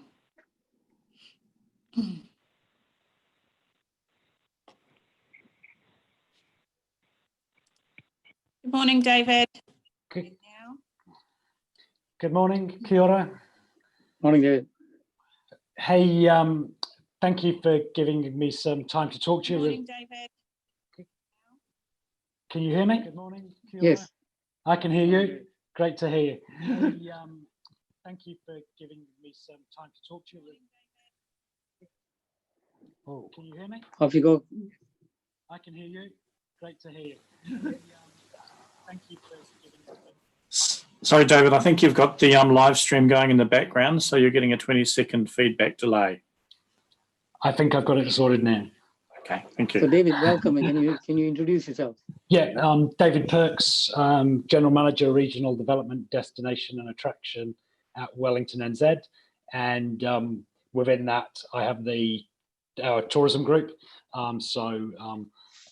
I guess what I wanted to spend just a little bit of time talking to you about is the tourism economy and what I suppose there's a lot of noise out there at the moment, and of course one of your big questions will be about how many people are going to come to Kapiti Coast, how many people are going to go to Paraparaumu Beach, how many people are going to go to Kapiti Island, and we are in a position where we're in the middle of a crisis, but sometimes a crisis is an opportunity. And I was, I suppose, relieved a little while ago, a couple of weeks ago, to be shown a graph of international tourism movements around the world since 1900. So quite a long time ago. And what you could see from it was that there's effectively been a very steady growth throughout the last 120 years, with some big bites taken out for things like the First World War and the Second World War and the Gulf oil crisis and 9/11 and the global financial crisis. But always within 2 or 3 years, international visitor movements have got back to normal. Now, we never know if a current crisis is going to be worse than the last, but if we think of some of those occasions, then there should be things to think about. I also think there's been a lot of focus, as you'll be aware from the news media, on domestic tourism, and of course there's 2 sides to domestic tourism right now. There is the fact that New Zealanders do want to get out and about; they've been locked down for a while, but also that there's a lot of effort going into promoting domestic tourism, which is telling New Zealanders to go to different places, to experience different things, and to enjoy the communities and to put money into the communities that make New Zealand what it is. And we as an organisation want every community in the Wellington region to be part of that, and of course Kapiti being a very important constituent. Domestic tourism doesn't have the ups and downs that international tourism has. Domestic tourism tends to grow with the economy and with the population of New Zealand. But regardless of that, since the GFC, domestic visitor spend in New Zealand has increased from $11.5 billion per year to the year to March, $17.5 billion per year. So I think we can see that domestic tourism can be has a very important role to play, has always had a very important role to play in Kapiti, and we need the communities in the Wellington region to find ways of making more of that opportunity that's been provided.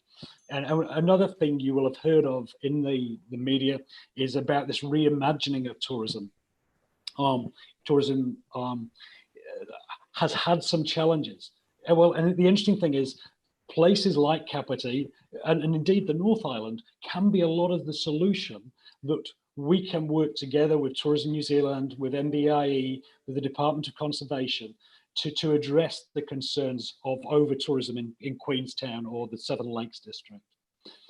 Because reimagining of tourism needs to think about seasonality. So how do we get those visitors to come in the shoulder seasons or in the winter season? How do we make those things happen? It's also very clearly about dispersal, getting our visitors to go to more different places. And of course, whether that's the domestic market or the international market, getting visitors to go to different places is giving them the motivation, giving them the excitement, giving them the experiences which will make them go to different places. It's about slowing people down in those places so that they spend more in your local economy. The other interesting one that I'm hearing, and I caught a bit of what Jack was saying from Doc earlier on, is in terms of sustainable tourism. This will become a catchphrase again.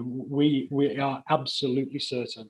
And sustainable tourism in New Zealand means making sure that where attractions are developed and promoted, that they are perhaps closer to where there is infrastructure, closer to where New Zealanders live, so that New Zealanders don't need to travel so far for experiences. And certainly I had a shout around the office to find out how many of the people in our office had been to Kapiti. Everybody has, of course. How many have been to Kapiti Island?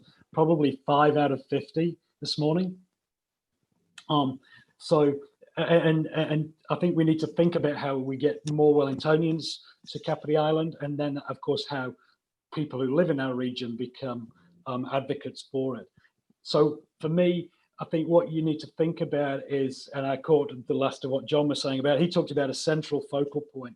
I think that is something that Kapiti is really missing, not just for the island, but for attracting visitors to Kapiti. And you know, I can look here in Wellington City and go, the year that Te Papa opened, there was a central focal point, and Wellington became a tourism destination in 1998.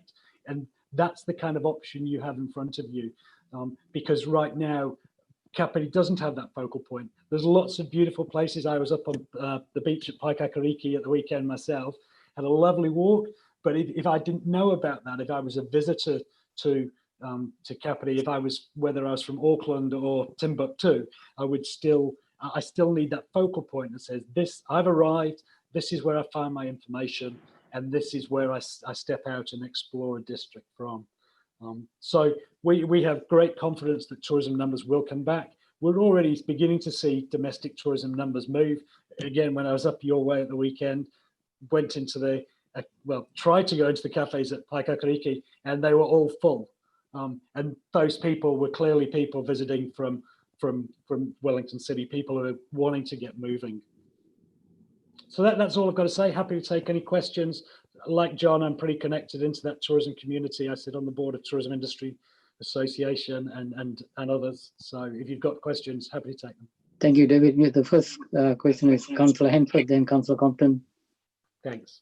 Cool. Kia ora, David. Thank you for coming in to speak with us today. My question is quite broad and general, I guess, but just around how do we balance, how do we find that balance between an interest and a focus on growing tourism with also ensuring our own community feels like these are their spaces and spaces that they can enjoy? And how do we ensure that any projects we undertake in this area, and the Gateway obviously potentially being one of those, how do we ensure that it represents both what would bring people here, but also represents the vision and the hope for our community and having this kind of a building? So I just wonder how you see those things balancing. I think that the most important thing is that whatever is created tells an authentic story that everybody will be able to identify with. And if stories are told in an authentic manner, people who are local to those stories will be proud of those stories. And if they're told in an authentic manner, people who are visitors will find those stories really interesting and want to get to know the locals. And so getting that embrace between local and visitor is about authenticity. So, you know, if the proposal in front of you was an enormous, you know, multi-storied, massive building, I'd be really concerned, because that wouldn't be authentic to the story of the coast or of the island. So it's getting that proportionality right as well, but giving people a sense of arrival and giving locals somewhere to be proud of, that tells the stories of the place, is really important. So do you see it then being really important for those authentic stories and that kind of linked up story across the coast to be developed in conjunction with this, or do you see that having to come before, or what kind of stage do you see those authentic stories having to be tied into this whole process, just to make sure that it does fit into a wider story, as has been mentioned already this morning? Yes, sure. I think it's hand in hand, and part of that is because developing ideas together is the best way to do anything. But also there's some pragmatics about it. You know, there is the opportunity of central government funding to help Kapiti Coast on this journey, and whilst you know, you shouldn't just take anything that's given. If that opportunity is there, it should be considered very, very seriously. But also, I think it's a lot easier to engage communities in that storytelling process if they've got a kind of a goal and a vision they're working towards. You know, they know that it's going to land somewhere. Cool. Kia ora, thanks for that, David. That's all. Councillor Compton, then McCann, then Kutz. Kia ora, David. My first question is, how did you know those people in the cafes up in Paikakariki were Wellingtonians or from out of the region? Do we dress differently up here? The smell, mate. I happen to recognise a few of them, actually.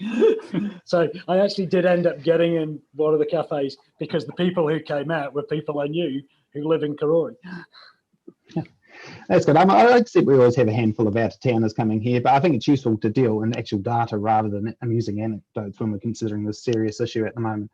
Because are you aware, in the last half an hour, Statistics New Zealand has announced 37,500 jobs were lost in April alone. It's 1 in 60 New Zealanders. That's with the wage subsidy going, and it's the single greatest monthly drop in 20 years. Do you not accept that with this massive economic crisis we've got, that's been touted as the largest since the Great Depression, with unemployment forecast to hit nearly 9.8%, and combined with the behaviour changing impacts that we're seeing from COVID-19 and that we're going to want to continue beyond a vaccine becoming available, that there are going to be negative impacts on tourism, and we can't necessarily look back to these previous events as a necessary guide for what's going to happen? Yeah, I think I was aware of those figures, and I think that obviously New Zealand and New Zealanders are in for a very challenging time. I think that there's 2 points I'd bear on those. Typically in a year, I think New Zealanders spend about $10.5 billion offshore on holidays. Now, I'm not pretending for a moment that New Zealanders are necessarily going to pick up that and spend it in New Zealand, but some New Zealanders will do that, and that means that there is an opportunity. And I think because Kapiti is accessible to a good size of population in the lower North Island, that it means that those people who would normally travel further, may normally get on an aeroplane, will choose to drive to different places now. And I would see that this kind of proposition is, or the proposition that Kapiti could be, is exactly where New Zealanders will, who can afford it, and then as the economy does slowly come back, those more who can afford it will choose to look to get those experiences that historically they've looked for overseas. Thank you. Councillor McCann. Kia ora, thank you, David. I was really glad to hear you talk about authentic stories, and my question relates around your comment around the central focal point. Do you see this just as a central focal point for getting across to the island, or do you see it as a potential focal point for tourism to be marketed beyond our region? I see it as a focal point for giving people a place to stop in Kapiti and make decisions about what they can do on the coast. I think at the moment, you know, if you kind of think of it in your own terms, you can either drive through fast or you can make a choice to stop. And there is a good reason to stop, because if you are coming down State Highway 1, it's the first place you see the sea for a very long way. It's the Kapiti coast. So how do people want to go to the beach, want to see the sea, but then it's a kind of what next thing. And I think there's every opportunity for you know, people from Wellington City, people from the rest of New Zealand, and then, you know, in the fullness of time, people from other countries. It will give them a place to go, right, okay, this is what I can do here. There's Namanu, there's the beach, there's the cars, and there's Kapiti Island. And if it also gives people a more straightforward opportunity to participate and buy a ticket for Kapiti Island, I think the data the team have got from the council gives the impression that that would be a winner as well. Thank you. Thanks. Councillor Kutz and Councillor Halliday. Oh, Marina, David, good to see you again. And if I could just start by saying I've been involved in a number of different capacities around the table with you, and always respected your frankness, your advice, and your experience. So with that, I have been pretty open around the fact that I believe in this project. I like the idea of the very thing that you talk about is opening up the opportunities on the Kapiti coast. But to be honest, I'm struggling with some of the detail in the report today, more really around the operational figures. And I do note that we've had responses saying that more information will come with, you know, if we approve this today, it's simply progressing it. The question that I have is, in your experience with projects like this, not necessarily on a beachfront, but just a project, when councils are doing this, how do they normally track around things like projected revenue? And then after that, I've got 3 other questions. Yeah, I think there's a really good question in that, James. So the first one that I would be, so let me think. First one would be, projects like this can make or break a place. My reflection on a number of projects that have happened in the Wellington region would be that the getting to a successful operating model has been too often expected to be immediate. So first week you're open, it's working. That's not the reality. And any business person would tell you that it takes time to build up an opportunity provided by an investment. And so, you know, what I've seen is that it probably takes, depending on the kind of the seasons of the year, probably takes 2 to 3 years to get to a point where a place is humming along in the manner that you would expect it to. And it's important to have a very carefully articulated plan to accelerate that to that point as quickly as possible. It's not an immediate open the doors and people walk in, unless you're something like a Te Papa scale investment, which clearly this Thank you. I'll move to my next question, but just I guess for your information, the report talks about breaking even in 6 years' time, and my concern is that it wouldn't even, with the projected revenue expected and the climate that we're in, that we would not potentially meet that. And I use examples like Zealandia, which leads to my next question around other sites or examples where a decision like this has been made today, where I wasn't so much thinking where it broke a community, but where it actually, you know, and looking back, has been a huge success for that community. No pressure if you can't think of anything, but I'd be interested in. I think Zealandia is probably, you know, a fantastic example. And clearly the Wellington City Council had to adjust the model around it. But I think if you look at the number of visitors Zealandia gets now, it now meets the goals that were set out when the visitor centre was built. The conservation and sustainability outcomes that it targeted are tremendous, both from a scientific point of view, but also from a community point of view, in terms of the enriching lives through having a lot more birds in the sky, which is fantastic. But it's also put a new story on the map.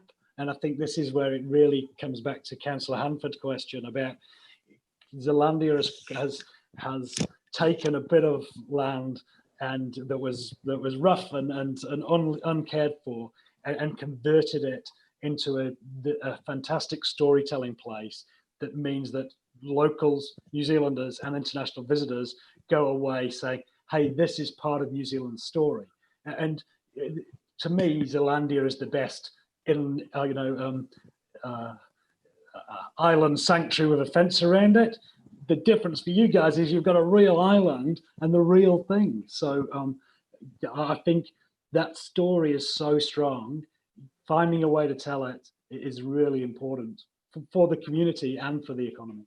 Thanks for the response. And it wasn't what I expected, because I had seen Zealandia in a negative sense in terms of the fiscal issues that council had around that. But you have brought a different, I guess, angle to that. And I appreciate, you know, what you've raised. It certainly gives food for thought. The next question I had was the economic benefit or return into the community. The report talks about that spin-off, people filling up with gas, grabbing a coffee. I understand that, but again, your experience and your involvement around the region when facilities have been built or you know, events have been underway, the actual impact on that economic spend in the surrounding community. Yeah, I mean, it's a little bit different, and again, you know, it might be viewed as a different scale, but we did a little bit of work a while ago that looked at the volume of accommodation in Wellington City. And the volume, because it's a predominantly domestic market, the volume of accommodation in Wellington City has grown steadily over the years, whereas Queenstown and Rotorua and Auckland are all kind of zigzagging in growth. Wellington's been very steady. But what we were able to see was that when a new visitor attraction of some sort or other, so Te Papa being an example, the regional stadium being an example, when those things were invested in, you could see new investment coming in to the city in terms of hotels being built. And interestingly, over in the Wairarapa, there was a period of time where Greytown had a very deliberate investment strategy in it from South Wairarapa District Council. And you can then see, if you look back through the commercial accommodation monitor, how suddenly the availability there, the number of beds available in Greytown went up, and now trade successfully. So I think there are good ways of being able to link the investment you might make in getting that kind of focal point to then how you could see commercial investment around the focal point, which obviously can mean more rates to the council, but also once you then have those businesses then become an attraction in themselves. Thank you. And look, my last question, I appreciate I've taken up a bit of your time, bit of the time in the meeting. I know that you've been involved with meetings, Zoom meetings with ministers and so forth. What is, I mean, there's I guess a feeling out there that council should be tightening their belts. What's the narrative or the message that you're hearing from central government around organisations like your own and ours, and and whether we invest, I guess, or tighten the purse strings and pull rates back in and so forth. Yeah, I mean, I think no one's suggesting that money should be thrown in the wind, but I think this is a period, and you know, some of the indications, say around the Provincial Growth Fund that were indicated in the budget, are very much about trying to make sure that all parts of central and local government investment are really leveraging each other hard. And so, you know, the work that we're doing with Tourism New Zealand, my colleague Anna sits on their kind of steering group for the domestic marketing activity. In fact, I could hear a little while ago in the room next door to me on a Zoom call with them. And that's about Tourism New Zealand are going to do domestic marketing, but then each region is being carefully jigsawed into it, so we all leverage the investment to make the most of the opportunity. And this is just the same, I think. Okay, thanks very much for your responses, David. Thanks, James. Councillor Holiday. Hi, David. Great to see you, and yeah, a lot of really good information there. I've just got 4 questions. In your opinion, there are 2 conversations potentially happening here. One of them is a gateway to Kapiti Island. Another one is a gateway to the Kapiti coast. There's been conversations that we're trying to put too much into this space, and perhaps we should have one that's specialised, and we should be looking at another one perhaps somewhere else, or perhaps close, that's also specialised in that area. What's your thoughts on that? One focal point would be my answer. We did a bit of research around, and then I was on the eyesight board for a while, a few years back now, and there was a bit of research done about where should your eyesight be, and the answer was very clearly, you need to go to the place, you need to go to the one place and put your information there that you can finger post people out to all the other places from. As soon as you split it up, you confuse people and create expense. Thank you. Next question is, and I might be wrong on this, I'm seeking some clarity. We as I'm aware as a council, and perhaps Mayor Guru can correct me if I'm wrong on this, we pay $500,000 to either yourselves as regional council or to Go Wellington with regards to promotion of Kapiti. Is that to the regional council, or is that to Wellington NZ? We send it to the regional council. That's to the regional council. It's a tax. Right? It's a rate by the regional council. Right. Okay. That's collected by the regional council to promote Kapiti. Is that right? Mm. Okay. That's cool. So the rate is collected by the regional council from the whole region, of course, and Kapiti pays its part, and that's for all economic development activity, not just promotion. Okay, so leads me on to my next question. You know, you as representing the regional council classify Kapiti as a first-class experience here. So if we are unsuccessful with our application to the PGF fund, is the regional council prepared to put money towards this proposal?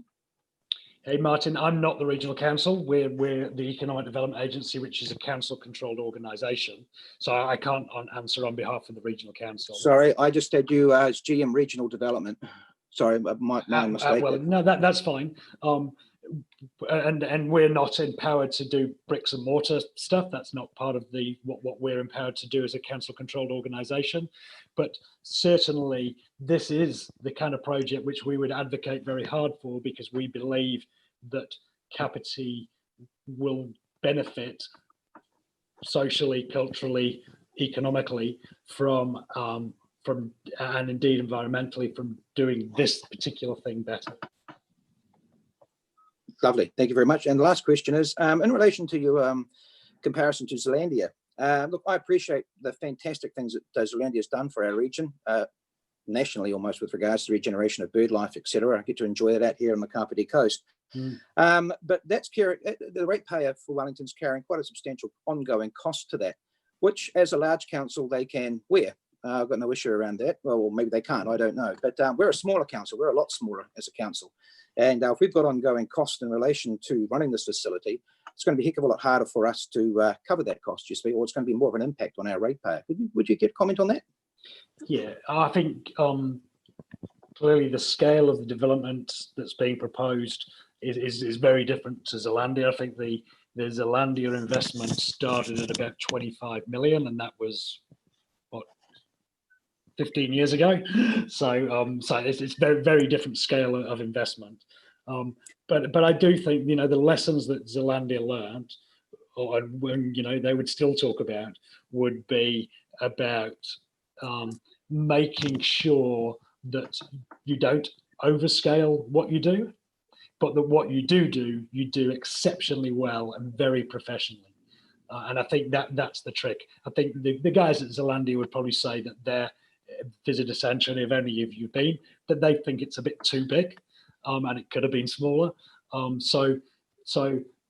I'm not saying yours is too big or too small. I'm just saying you've got to scale it right, and you've got to make. But what you do has to be excellent, so that when people arrive there, they know they've arrived at this focal point, and they then know how they can go and spend money in your businesses and tourism attractions and enjoy your environment.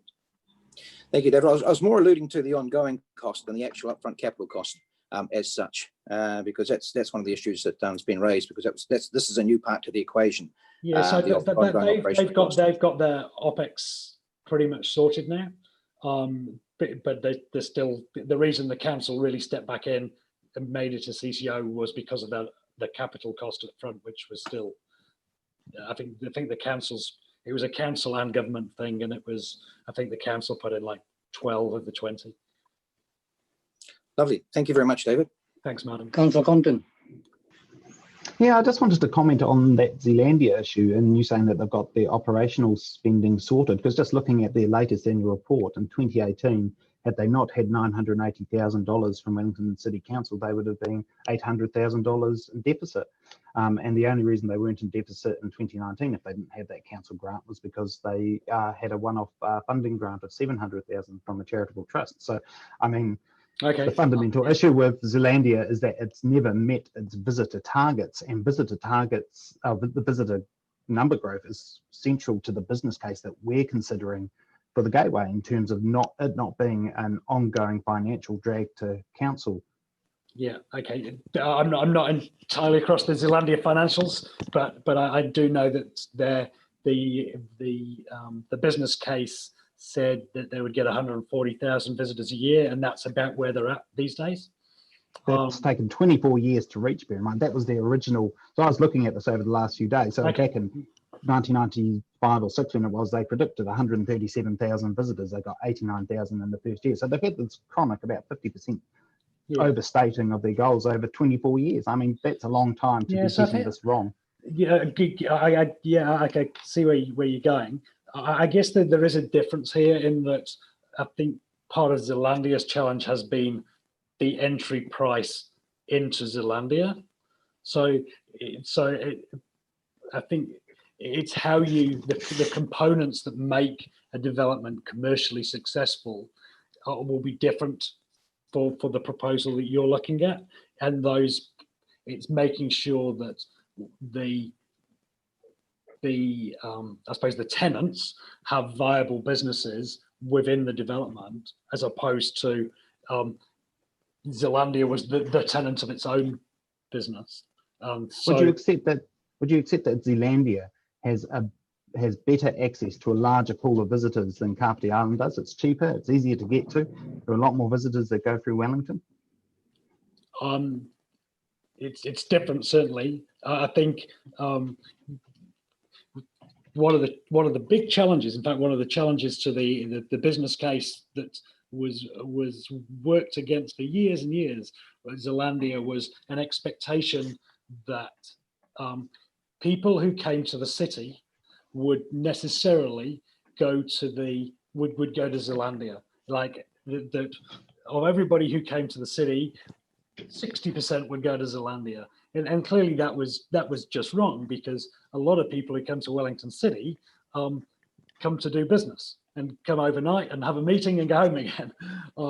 Now, understanding the dynamics of that, Kapiti Coast District obviously does have visitors who come for business, but has a lot more people coming for recreation, whether that's out of the city or from further afield, and has a lot of people who come for to see friends and family, who are then more likely to participate in recreational activities. So there was a critical flaw in the Zealandia business case that presumed upon every visitor to Wellington having recreational time. I guess that's my concern, is around there's a fundamental flaw in some of the assumptions behind this business case. So it's quite interesting to hear you talk about the flaws that existed in Zealandia's one when we are talking about two nature sanctuaries. So thank you, that's quite useful. Right, we've got Councillor Pravnov, then Martin Holiday again.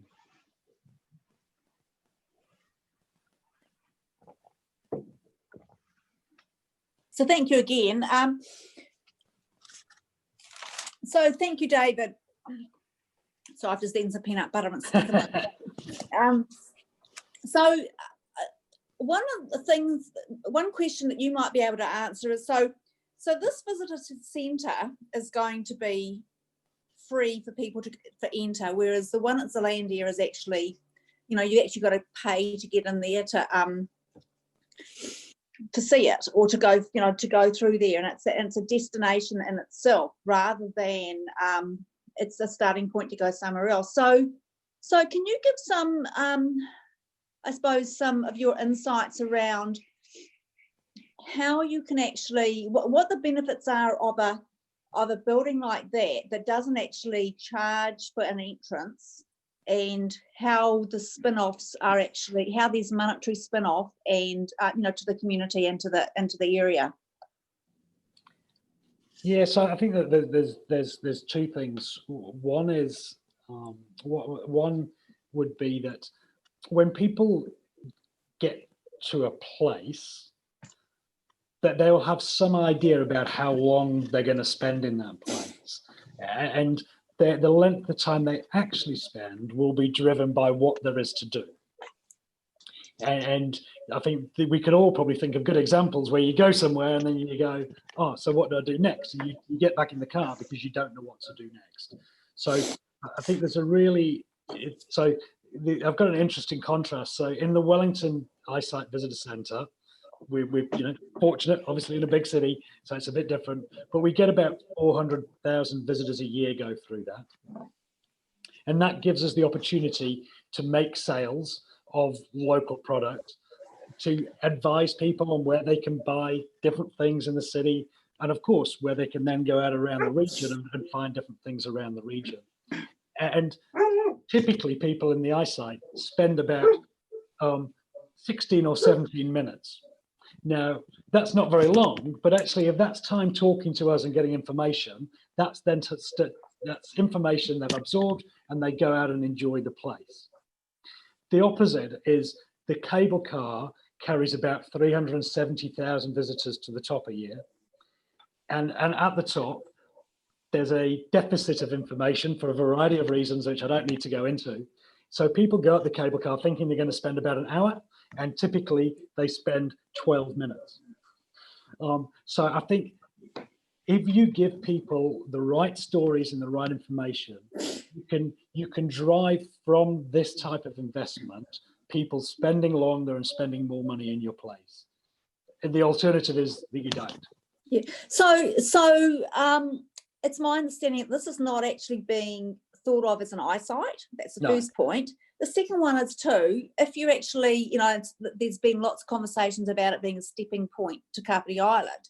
If you're going to go to Kapiti Island, you've actually made that decision before you get there, rather than when you get there.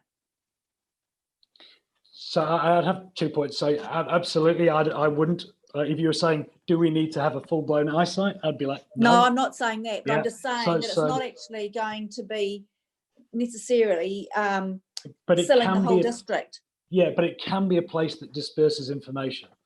And if you do that cleverly, you can sell the whole district. If you sorry, somebody just walked into my meeting room. If you I think information dispersal is important. And sorry, what was the second part of your question? So to go to Kapiti, you know, so obviously Kapiti Island's been discussed a lot today. You've already made that decision to go there if you end up in that building, or, you know, a proposed building. Yeah, so obviously there's the need for the schedule to allow for it, but one would like to think that there would be the ability to actually motivate people to make a decision on the spot to go, actually, yeah, I want to go over to the island. It looks like a beautiful day and I can see the island out there. Now, obviously people do make bookings online, but if there is the opportunity to move that market, then there's a whole lot of opportunity for those businesses. And if altogether that means people are more likely to stay a night at Kapiti, then that should be seriously thought about. So then if this is actually, you know, potentially a marketing opportunity, are there different ways you can do that without building a big building? You know, so I suppose what it's doing is it's marketing businesses on the mainland rather than, you know, which tends to be more online at this point in time. And I suppose the question is whether some of those operators on the island should actually be having a financial stake in this as well. Yeah, I mean, I would, my concentration would be, it's about telling authentic stories that then lead people to make purchasing decisions rather than just being, you know, you're right, there's lots of digital promotion tools and those are important too, but getting those authentic stories that inspire people to spend and stay longer is really important, I would suggest. And I do think creating that focal point at a place which is such a natural focal point for the Kapiti Coast District makes sense, because at the moment you don't have one.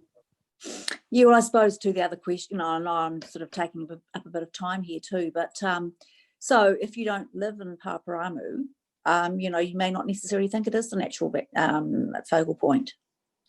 No, you know, whether at the beginning, you know, either end of the coast, you know, might be potentially a better place. You know, I'm, you know, just throwing that out there right now.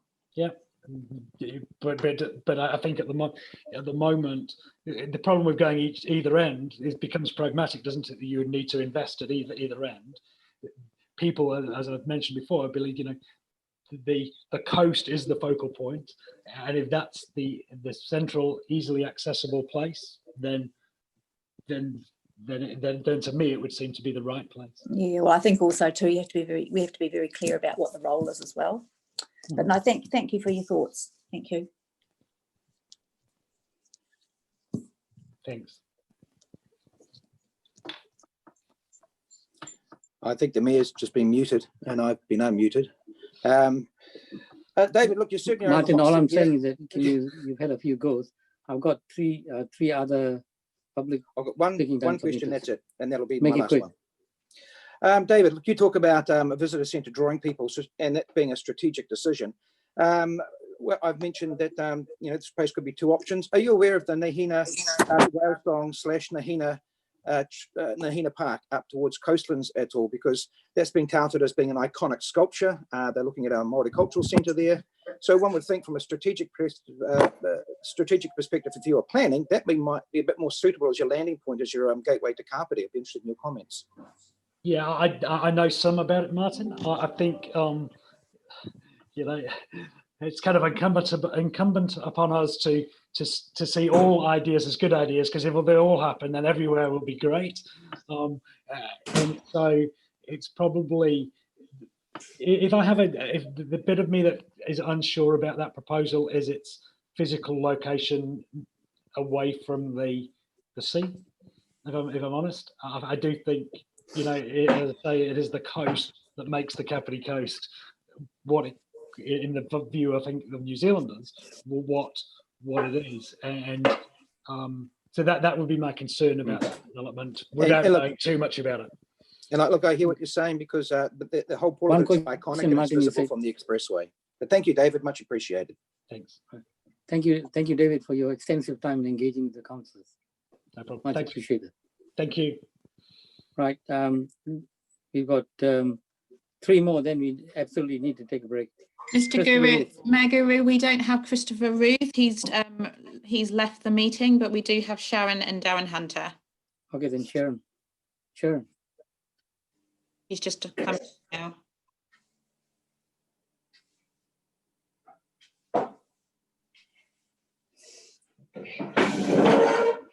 Sharon, are you there? Yes, I am. You can start speaking now. Hi, everybody. Thank you for the opportunity to be here. Some of you may not know who I am. I'm Sharon Hunter and I'm the chair of the Paraparaumu Beach Business Association. You should all know that our business community and I have been big supporters of our new biosecurity building / visitor centre in McLean Park for the last few years. We've participated in consultation so actively, you know, everywhere we can, we've been involved. At our first and only advisory group meeting on the 15th of March this year, we were all assured that we and the wider community, and for me, that was our business community, would have the opportunity to discuss and debate the designs for the future building or buildings prior to a final decision being made. So this did not happen. I just said it doesn't matter. If you want to do it, then do it. So I made a commitment to our business community that they would be kept informed of the process and also have the ability to voice opinion and give feedback. This opportunity was taken away during the final stages of the process. However, I had to meet my commitment to the business community, so I created a survey, which I also opened up to the wider community. I've presented the results of the survey to you all on Tuesday as a small snapshot, and then again yesterday after it completed. The survey was completely open, transparent, and has been given back to the community as well. I'd like to just summarise a couple of things. The survey had a total of 459 responses in 72 hours. It's a pretty overwhelming response for such a thing here on the coast. Of the 459 responses, there were 66 business owners just here at Paraparaumu Beach. I just want to go through a couple of things. Question 6, where it says, will you benefit from more visitors? 41% of our businesses here said no. On question 7, if you will benefit from more visitors, is it a good idea to invest in the building? 48.8% said no. Do you believe we need a gateway building at this time? 47% said no. And then 49.45% of the total surveyed respondents said no. Question 12, are you okay using $2.4 million of ratepayer money? That's all our money. 63% of our businesses said no. And 68.2% of the total respondents surveyed said no.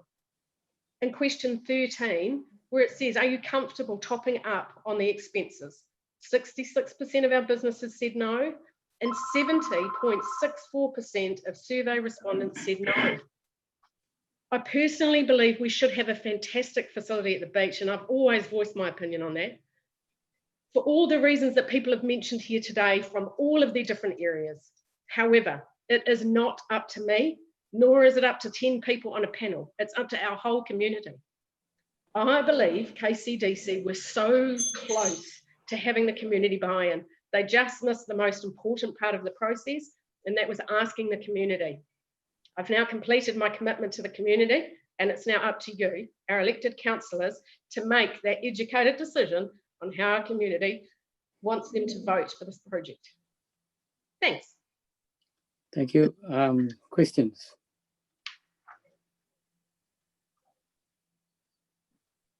Janet Holbrook, then Councillor Compton. Hi, Sharon. Thanks for all your work that you've done on this. Really, you know, outstanding, and so many hours put in. And thanks for carrying out the survey, which I actually found really informative. So a couple of questions about the survey. So when I'm a bit surprised about the results from businesses saying that increased visitor numbers wouldn't have a positive impact on their businesses, because it seems to me that usually businesses would probably benefit from more people being around. Did you check that the people who answered that question were actually business owners? Like when you answered no to the question, yes to the question, were only those people allowed to answer those questions, or was that the general public who answered that? No, honestly, you really have, I have to take it as at face value that they answered honestly. That's all I can do. And I understand what you're saying is that a lot of people would perhaps, why did they say they wouldn't benefit from an increase in visitors? I think also the other thing that I'm taking from this is lots of people are really unsure. They're really unsure about what's going to happen in the COVID-19 area. That's all I can say on that. Yeah, so my question was, do you think that question, well, what I was trying to ask is, do you think that question was answered by business owners or by all of the survey recipients? That question was answered by that when I narrowed it down, those percentages were just from the people who had said they were business owners. Okay, that's good to know. That's all I can say. I can't guarantee that they they ticked the wrong box. Yeah. Also, there was another question, which was, do you think it's important for the council to benefit from the potential of getting the money from the Provincial Growth Fund? Could you remind me what the results were to that question? I was just trying to look for it now. Yeah, so it was quite high, but I think that comes back to people not understanding. Because some of the comments you would have seen, I can flick through and find you the exact thing, but it was quite high. And I think it's because they don't understand. I think they think we could get the PGF fund, and if we decide we don't spend that money on a visitor centre, a gateway, whatever it is, that we could just put it to something else. So I think that needs some more talking about so that people understand about the actual guidelines, I don't know, restrictions about the PGF money. I think it comes from a lack of understanding. But also, I think that also says that people do want to potentially do the project with money that comes from something like the PGF. Right. So I can't zoom across to see, but the yes or other or don't know far outweigh on that question. Yeah. So if you added up the ones that said yes, and then the ones that said sort of, in a few, in a little while or whatever. Yeah. If you added them up, yep. Becomes more than a no. People saying other, and then it says please specify on all the questions. Do you know what that means and why they answered other? Oh, so that was just to give them a place where they could make comment. So when you went into other, that's where all the responses were, all the written comments were in there. So that figure doesn't tie into the 100% of responses on that question. It's not a percentage. Just trying to see. Sorry, I missed that little. So just one final question. I'm just really interested in the survey, and I think it's really useful. So apologies for the number of questions that I'm asking. So my final question is, if people misunderstood the question on the PGF fund, do you think it's possible that they misunderstood some of the background on the other questions as well? Of course. Oh, absolutely. Of course. And I think that the questions weren't by any means perfect, but we didn't have any time to do anything else. And I'd be happy if you want to give me some more questions, I can make another one and we can go again and actually get some more confirmation and actually, make it more to the point that the people who actually submitted here do not want you to spend the money unless you are fiscally responsible. That's basically what it comes down to.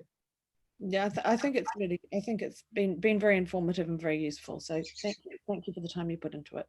Yeah, no worries. Councillor Compton. Oh, kia ora, Sharon. Thank you for your work in creating this and the results of the survey that you've shared with us. I think it's hugely useful given the lack of wider public consultation around what's a proposal that's really important to our community. My question is, do you think there's merit in delaying any decision on whether to proceed with this and, for a week or two, and for council to actually go out and try and run some sort of quickfire public consultation on it? Yes, absolutely. I don't think you could. Some of those comments that people were making were coming from a really angry community. If you want to, I certainly think that we need something here that gets everybody's buy-in and gets them excited and all about the stories and everything else. I truly believe in all of that, but you need to actually speak to the rest of the community and get them to agree with what we're going to do. And I also think that we need to actually do it fast, because I also think that, yes, there are opportunities with the PGF, but maybe we have to face the fact that maybe the community just don't want to do it now, and be prepared to sit with that decision. That's the other thing. Let them be heard. And if they say, let's make it smaller, let's make it smaller. If they say, let's not do it for 2 years, then seriously, you know, we all need to go, yep, that's what they've said. They've said, let's just wait. And we have to do that. And I think that that's the place that we need to start to get the community back being a community and being really excited about this one really fantastic project. Cool, thank you very much. Councillor Halliday. Thank you so much, Sharon, for being a voice for the local community down there. I just wanted to tease out one of your comments that you made initially. You mentioned that there was a missing point between how this, we nearly got there and there was a missing point. Could I suggest that or I shouldn't suggest, when the feasibility report recommendations came back and then we moved to the next step, this went straight to the Gateway Governance Group. How did the local advisory group fit into all this? Because you're a member of that, is that correct? Yes. Well, they didn't. It was, you know, that was meant to be the beginning of to share the designs that had been submitted, and then for the advisory group to go out to the community and the community consultation to begin, you know, get feedback and blah, blah, blah. That stage of it just got, we didn't have time because of trying to submit for PGF. And that's kind of what I was saying. Surely we could ask the PGF, can you just give us a bit more time because of the COVID so that we can do due diligence and speak to the community? Thank you. My second thing was, and this is sort of somewhat a response to Janet as well. I've had a business down at the beach, and I appreciate the dynamic and the disjointedness that represents. From my perspective, you know, the operators went at first thing in the morning and came back sort of later in the day, which sort of missed the middle of the day. But can you perhaps explain the dynamic of the township to where this is looking at being situated and the dynamic between those two areas? Yeah, so I suppose to go to the biosecurity centre and to go to the island is one thing, and that keeps it quite separate. So there's only some of our businesses that would maybe benefit, and that comes back to that question that Janet was saying, is that when they go to check in to go to the boat, it's, you know, between I think 8 and 9 in the morning. Lots of people just arrive in their car, park up, they've got their lunch and head to the operator. So the businesses don't see any benefit from that.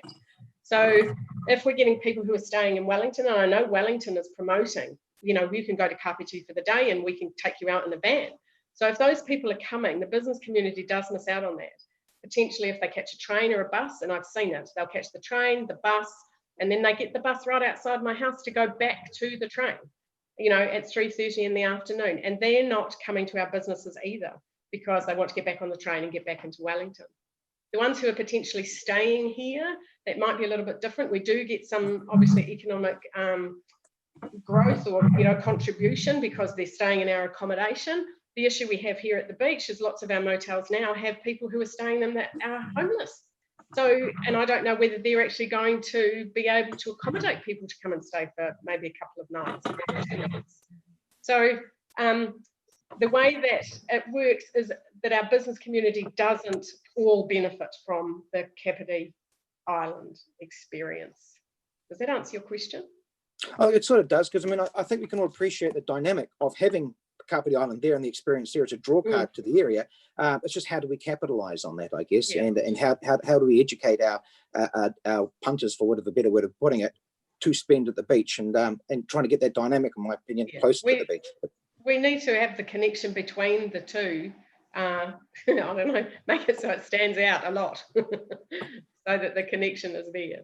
And that's why also in the consultation we talked about that we wouldn't want to have other businesses in the facility, whatever that may be, that would actually be competition to any of our beach businesses. So, you know, we talked about that and that was heard, which is great. And so that comes back to the concern, perhaps who's going to pay to lease the building. Cool. Thanks, Sharon. No worries. I've got Councillor Kutz and then Councillor Busby. Hi, Sharon. Oh, yeah. Look, just a question following on from Councillor Compton's question around delaying this for a week or two. I had, just due to the nature of the Zoom meeting, submitted a number of questions to council staff prior to the meeting, and that was actually one of my questions, and the response was due to the PGF process and the timing. that there would be a risk we would sort of miss the boat, excuse the pun. The other option is that council could approve the plans to move to the next step today, but still leave an option in there to pull the plug on the project if the operating model, the revenue and so forth was proven to not be satisfactory. So in direct response to that question, in similar vein to Gwyn's, would you support that approach if it allowed further discussion, talk about the designs and engagement with the community? I'd have to say no, because if you agree on the plans, then the plans go into council and they're pretty, you know, for the resource consent, and to actually change those, I think there's significant work to be undertaken. So if the community came back and said, from further consultation, actually that building, we just want to have a biosecurity area there and we only want it to be half the size, the whole resource consent application and everything needs to change, which comes at a cost to everybody. So I think that there would be no benefit in doing that. I think you would have to just seriously just stop, say, right, this is a really important thing and we need to put all guns blazing to get out into the community and tell them why we need to have it, how it's going to pay for itself. And if we can see merit and it's fiscally viable and, you know, and show that it's going to be a great success, then yes, then go forward. But like I say, be prepared that we could potentially just go, actually, it's not the time. It's out. I don't know. You know, I could be completely wrong and everybody said, yep, let's go. Thanks, Sharon. Thank you. Councillor Basil. Hi, Sharon. Thanks for all the effort that you've put into this project in working with the community. In terms of the way tourists come into Paraparaumu Beach and then they head off to the Kapiti Island and come back and then basically disband from there, rather than spending time in Paraparaumu Beach and supporting local retailers, do you think that there is potentially a scheduling issue in terms of if those boats left more frequently or at different times, there would be more opportunity for people to hang around and spend in Paraparaumu? And within this proposal, there has been talk of dawn and also dusk trips out to the island. And so from, you know, like if you're a day tripper and you came up, you had your fish and chips for lunch on the beach and you saw an amazing building at the end of the McLean Park, you wandered down, had a look, oh my gosh, I can actually hop on the boat today. It's a beautiful flat day. I'll just buy a ticket and get on the boat. And you can pick up that extra trade as opposed to having to pre-book everything in advance, not knowing what the weather's like and that sort of thing. I think that yes and no. Yeah, the schedule works great for the operators and that's how it should be. I think that there's potential to actually do some marketing to say that you could actually pick your lunch up from Ben's Buns. You know, like there's some opportunity that's being missed by not having that collaboration between everybody and having a Kapiti story, so to speak. You know, we're all going to the island, let's go to Ben's Buns and Cafe Lane and wherever you're going to go, you know, the foursquare to get your drink before you hop on the boat or go and get shared. But also I think that the potential to have more businesses based on the water is, yes, is there. And I think we need that. And I think that if we have an area where we can tell people that there is a boat that's going out to do sunset tours, you know, to the island or whatever, buy your ticket now and come back at 6 or 8 or whatever time it is, then I think there's great opportunity to do things like that. But it's also that chicken and egg thing, isn't it, too? Yeah. But, yeah. And I think that will come with whatever it is that we decide to make the building or buildings or whatever. I think those opportunities will come, most definitely. Does that answer? Yeah. Okay. Doesn't seem to be any more questions. Thank you, Sharon, for your time. Thank you very much. And we've got the last submitter, Darren Hunter. Welcome. Hello.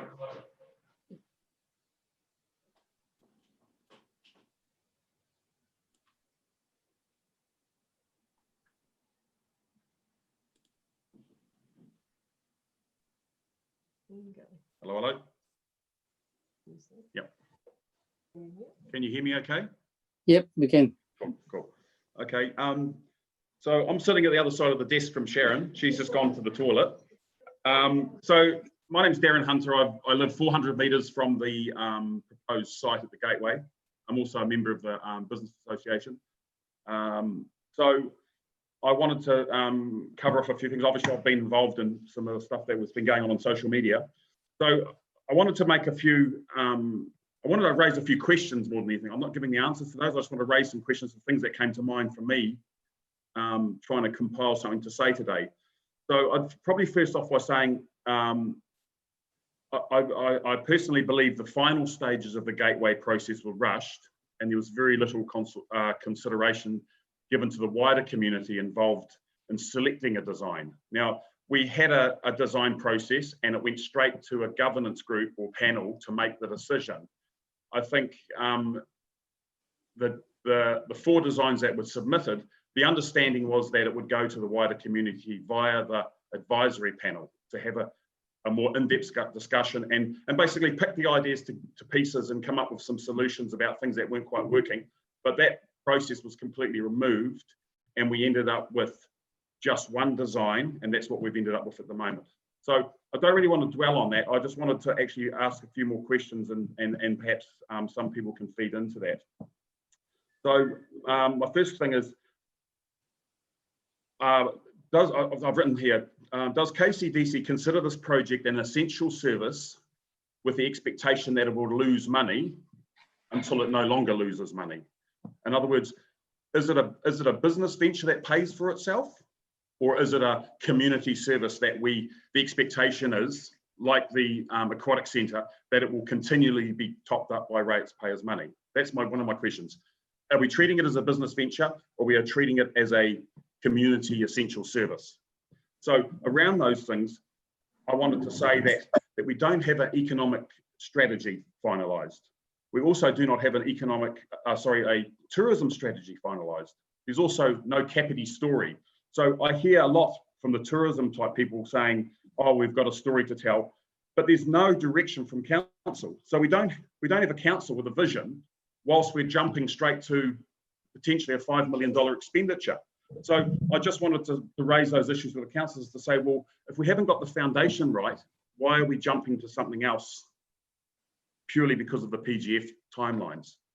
The next thing I wanted to ask and maybe make councillors aware, am I correct to think that by you voting today to proceed to the PGF money for 2.2, does that automatically trigger council also to approve on piggybacking from the fact that you have to stump up some money? Are you piggybacking the fact that you also agree to then earmark 2.2 million of council money to the PGF fund? In other words, if the application is successful, does that mean they say yes to 2.2 and straight away council have already made the decision that the 2.2 is part of that vote? Or is it we apply, we do nothing until we get the okay or the denial or the turn down, and then we vote again to then put our $2.2 million up? So the next thing I've said, if the application is successful, are you able to return the funds if it becomes too prohibitive? So whether it's running costs, whether it's the construction costs, or whether it's just community objection. So if you get the 2.2, can you give it back in the event that it doesn't go? Because I think Sharon touched on it. Do people think that the $2.2 million could then be moved to another project? I personally believe, and correct me if I'm wrong, I believe the 2.2 is obviously earmarked specifically for that project. We can't take that money and put it into Whale Song. We can't put it into the Marine Discovery Centre. It has to stay within that project. So maybe, and I think Sharon touched on it on the survey, whilst it would have been nice to have more time to create the questions a little bit clearer, maybe people think that it's a 2.2 that we can do with what we want. I don't think that's the case. So another concern, given that I've been following this, is that at the design stage, the budget was 4 million. I was told that 2 million was allocation for around the construction of a building, and the additional 2 million was for site works. In other words, the upgrade of the stream, the obviously car parking, the planting, and the so forth. That budget quickly jumped to 4.46 million as a response to COVID-19. So as a design, it was a $4 million budget. Within a week, it jumped to 4.46 million. So I would question, you know, at what stage does that budget stop going up? If the numbers were so correct at the time of design, within 4 to 6 weeks, it's jumped up $500,000. So a question around that is, how much money do the councillors believe they should be putting in or continue to put in the event that there's some overruns? And I'll give you a good example. I'm involved in the design business in the construction industry. Te Erehi Pa site is exactly where that building is going to go. So when they excavate to build that building, they have to excavate lower than the car parking level now to create foundations and the swales that they're talking about. Now, there's no money allocated in that budget in the event they find something of archaeological interest. That site will come to a screaming halt while archaeologists and people from historic places investigate that site. So we haven't got a crystal ball to know whether there's something underneath that park, but where's the strategy to say that there could be a delay? Maybe there isn't, but the chances are, given that that area has been occupied for hundreds of years, there's a possibility that something could be unearthed that close to the stream that could put pay to the project timeframes. The other thing is the contractors that will tender for this job will most definitely tender out the risk of an archaeological find. They'll know the history of that site as part of the documents, and therefore there'll be procedures within council to somehow manage that in the event that they find that. But a contractor will definitely not cover the cost of that delay and perhaps the redesign of the building, perhaps the relocation of the building. So you need some numbers around that to manage that risk if you decide to proceed. So therefore I say 4.46 million could easily become a lot more than that in the event that there's archaeological finds within that site. So the next question is, when do you decide to spend more money? You decide to spend more money, as far as I can see, is that you will spend more money during the process and your hands will be tied. If you've broken earth and there's contractors on site and they're creating swales for stormwater and sewage systems, and then you find something untoward, you have got no way of going back from that. You can't get an insurance policy for that. You have to continue to put the ratepayers' money into that development. And I don't believe, correct me if I'm wrong, I think the PGF fund is a one-off payment. It's one lot of money and there's no coming back for more. The other thing, now the one that really has raised questions for me is that being involved in the construction industry, when someone comes to you to say that they're going to build a building, revenue or the ability to pay that building back, one of the top things on that list. We want to know how much the building costs. We want to know who the customers are. But the biggest question of all is, how do we pay for it? There's been quite a lot of numbers and things thrown at it, but conveniently, there's a revenue line that says there's a $256,000 need, or the revenue is projected at $256,000 for the first year. Where does $256,000 come from? That equates to $4,900 a week needs to be pulled into this facility to make it pay for itself. By year 7, they're saying that the revenue needs to be $408,000 a year, which is $7,800 a week. So anyone who's paying rent on a commercial building or even paying rent in a home, $7,800 a week is a hell of a lot of money to get that revenue from where? Are you going to charge the tour operators an exorbitant rent? Are you going to sell tickets that create a commission? Are you selling t-shirts? Are you selling trinkets? How do you earn that money? And I'm quite surprised that David Perks didn't know the numbers around why Zealandia has been topped up by the ratepayer for 20 odd years, given he's in tourism. The fundamental of doing a development surely is to know, and by all means, it's not a crystal ball, but when it's systematically topped up for 20 or 24 years, you have to know that the numbers that were set at the beginning were just too optimistic. So I'm asking the question, is that the case now? Have we got optimistic numbers that paint a really rosy picture in a pre-COVID-19 situation? As councillors, you have to show a financial responsibility, because I'm sure in 2 years' time when re-election comes back up, people in this community will be asking, how much did that building cost us based on what the projections were at the beginning? And it's seen time and time again. The aquatic centre, we got told some wonderful numbers at the beginning, went from $9 million to $22 million build. And I think as of today, we pay $13 as the top up as ratepayers for anyone who goes for a swim. To me, that's just not financially sensible. That's pretty much my my questions. I can't hear you, Guru.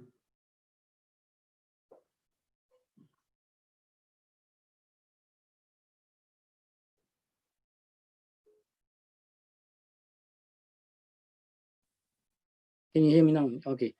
Open for question, Darren. Gwen Compton. Kia ora, Darren. Thank you very much for taking the time away from your business to share your expertise with us. I think you actually unexpectedly raised a really good issue there, and it's been hinted at in the conversations we've had this morning, is the fact that it is a power site, and that means there is that potential to find something there, whether it's middens, whether it's actual, the foundations of a power site or something. So that's quite interesting. And I remember there's a building in Wellington where on Taranaki Street, I used to live next to it, where they actually did discover as they were digging out the foundations, the middens left there, and they had to completely stop construction, and they undertook quite an extensive consultation with iwi to redesign the ground floor to accommodate that. And that's obviously adds extra costs there. That, I mean, it's one of those things you don't know if it's going to happen or not, but I think that's a risk that hasn't been brought up so far in this discussion. There's been acknowledgement of the site, but not actually the implications of what that might mean in terms of construction. What I wanted to actually ask you about is to draw on your extensive architectural experience, if I could. Where do you think the cost per square metre for this project sits in terms of a commercial build? Is it at the higher end? Is it sort of gold plated, or are we looking more in the middle or lower range for it in terms of what's been what's on the table for us today?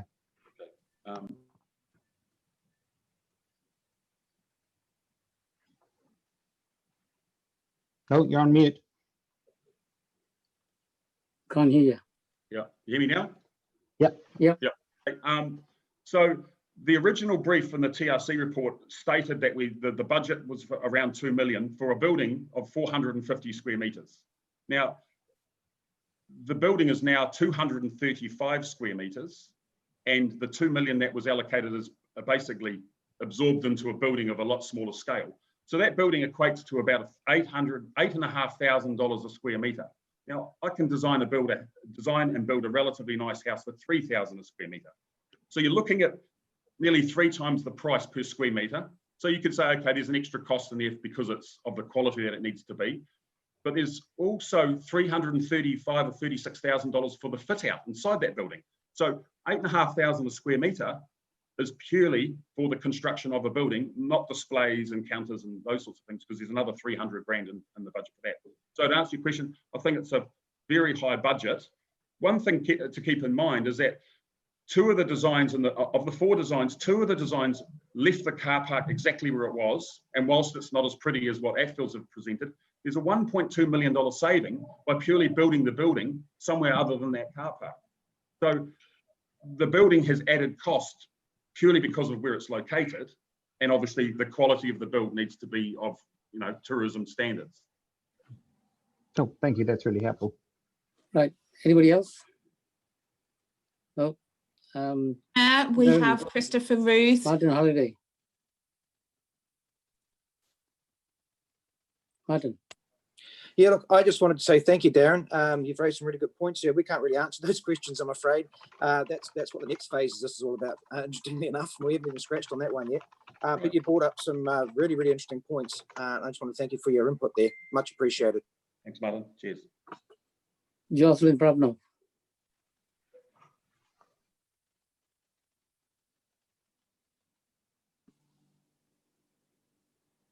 Thank you, Darren, for very interesting thoughts. A question, just so that everyone knows the situation, the fact that you know about the 4 applicants, were you actually one of those applicants? Yes, I was. Thank you. Right. Anybody else? No. Mr. Mayor, we have Christopher Ruth, the last public speaker. Oh, yeah, you've got, okay. So Darren, thank you very much for your Thank you. input. Thanks for your time. Much appreciated. Okay. So you got Christopher Rose, is it? He's just joining now. Yeah.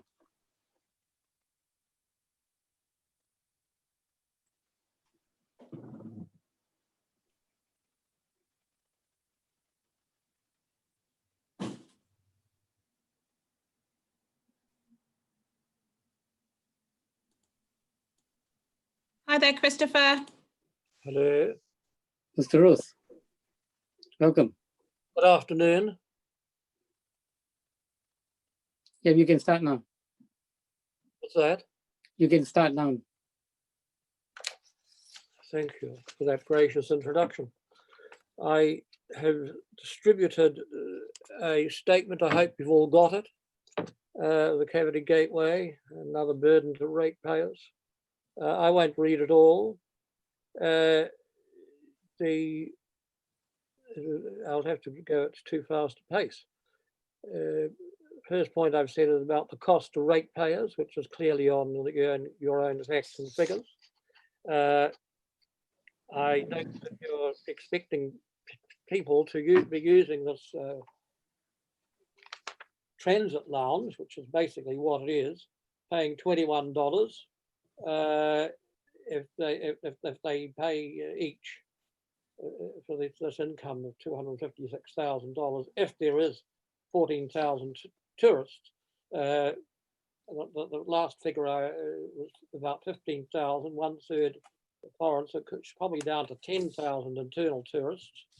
So the subsidies from us ratepayers will be considerably higher.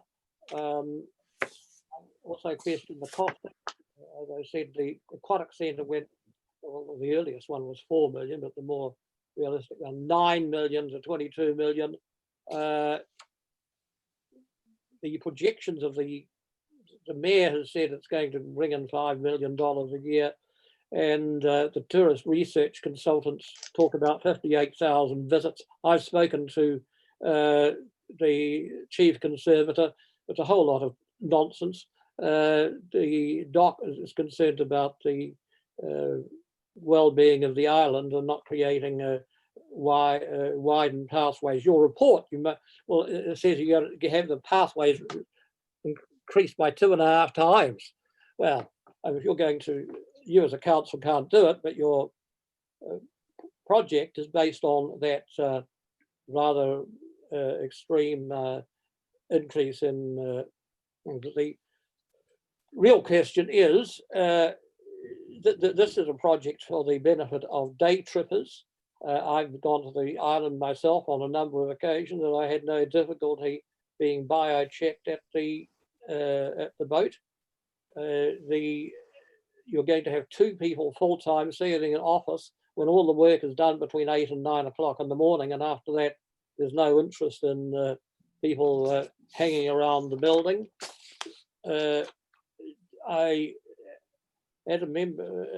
a life member of crew, I in fact think it's quite good that the council is going to build this project, because it will then create a precedent for going against everything that the council stood for in its district plan, and the building of buildings in an area which is going to be subject to sea level rise. Your council had, up until 18 months ago, a prediction of a 3-metre sea level rise by 2200.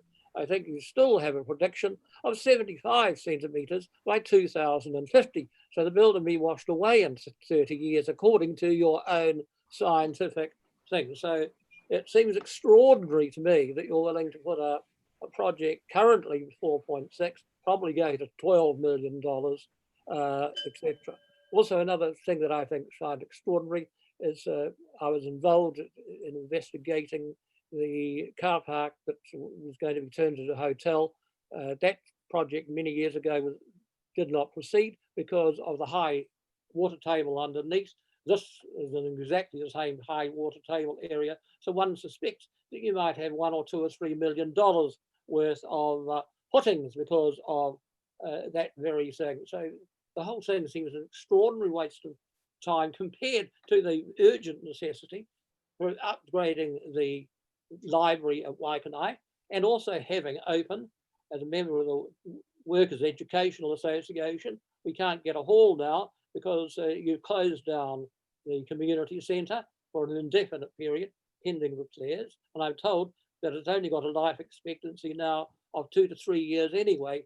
So you're not even looking after the buildings you've got to go and spend this on a new lot of buildings where the exterior cladding, from what I see, it looks like an American use of so-called timber, has shown delamination problems and is not going to be long lasting anyway.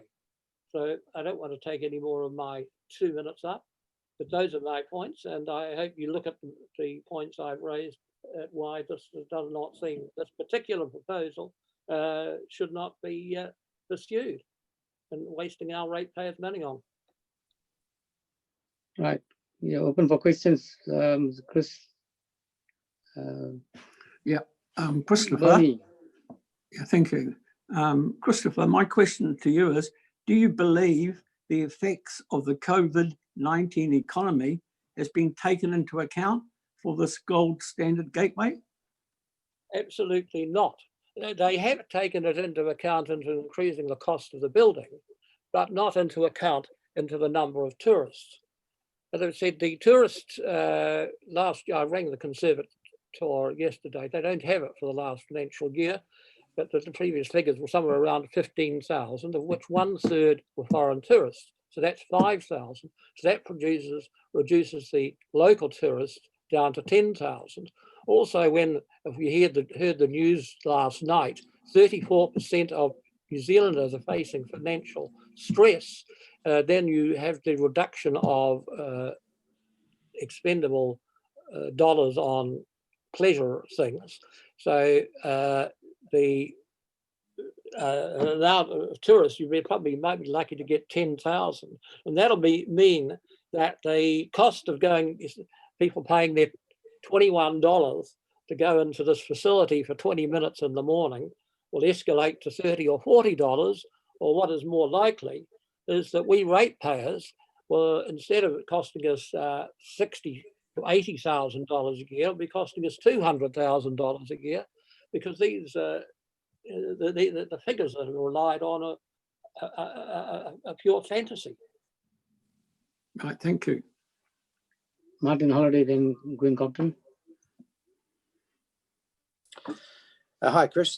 Thank you for your patience. I just wanted to. 3 hours I waited. It's been a long one for all of us. I wish I had charge out time. We haven't even started actually yet. In regards to the building itself, or in regards to having something down at the beach, that's a step up from where we are now. Potentially what we're looking at is a few steps up, but are you supportive of something being down there in regards to the Kapiti Island experience? Well, I personally think it would be good to have something there. A lot of work was done on looking around the boat shed side of the creek. But yes, but it's a transit centre. That's all it is. And it's only going to be used for half an hour or so every morning. This amazing idea. We're going to have 2 council officers there 5 days a week, just making the ratepayers without money, making it more unaffordable. I'm surprised that with all the socialists on the council that is even contemplating, this should be funded by DOC. If DOC thought it was any good, it would be like Mount Bruce, it would be like up at Lake Waikato and Moana, it would be like all over the place. They put in buildings where they think it is accessing and improving the park system. They've got no interest in paying for this because they think it's an absolutely silly idea. But putting up a shelter for $10,000, good idea, you know. I think we're pretty keen if that happens. Look, it's actually, you just brought up a very good point, which I hadn't considered, which I'll bring up in the questions, is the allowance for the full-time staff, whether it's actually for 5 or 7 days. I'm actually not clear whether this is a 5 or a 7 day operation we're talking about, which again, would be a difference to the figures as well. So Well, thank you for that. It's clearly it's 5 days because it's $45,000 a year, and that includes all the monuments. So presumably on the weekends when it's busy, there won't be any staff anyway. Well, we'll certainly get some clarity. We'll certainly get some clarity around that. How bad that report is, because it's a shockingly incompetent report that doesn't go into those vital details. It puts in these bland figures, and 6 months later, when the council said, "Oh, we agree with this," oh, I'm sorry, it's going to cost an extra $100,000. What's an extra $100,000? The mayor will tell us it'll only cost you another 35 cents a week, dear ratepayers, and they all mount up. In the end, you can't afford the cup of coffee. Big Ben's pies. That's awesome. Hey, thanks, Chris. That was my question answered. Thank you very much. Councillor Compton. Well, kia ora, Christopher, and thank you for sharing your views and your patience actually in getting connected to the meeting today. In your speech, you talked about the economic impact from this. I think you put the figure of $5 million, but you also alluded to the Waikanae Library. I was wondering if you're aware that Leanne's, the representative body for libraries in New Zealand, puts the economic return for every dollar invested in libraries at around $3 to $9 in economic, social and cultural business benefits, and that would be that'd be a significantly higher BCR than what we're looking at from the Gateway Centre. So do you think making a comparable investment into accelerating the fixing of Waikanae Library instead of doing this, given that's a core service that council provides, do you think that's something that councillors should consider in their deliberations today? Absolutely, I think you've made a very, very strong point there. I haven't looked at the economic impact of that, but the libraries are a vital service. They're a centre of all communities in New Zealand, that research has shown, and the council has put on the never, never list the upgrading of or the replacement of the Waikanae Library, and for the council to think, forget about the people in Waikanae, we're going to put $2 million, probably $5 million in the end of our own money into a new building when you've got a building that you should be repairing as we speak. It's quite unbelievable, and as you say, its cost benefit is far greater. And the mental health of, as you know, in our submission for Rob many months ago, we showed all the research showing the vital importance of libraries for the mental health of the community, keeping down presumably medical costs. And the council isn't doing it. And I noticed the council hasn't increased substantially the sum for books, that it's willing to spend it on. This is a private enterprise thing. The Gateway to the thing, it's nothing to do with the council, other than perhaps providing the land. And that's a significant contribution, and then private enterprise who benefits from the tourism should pay.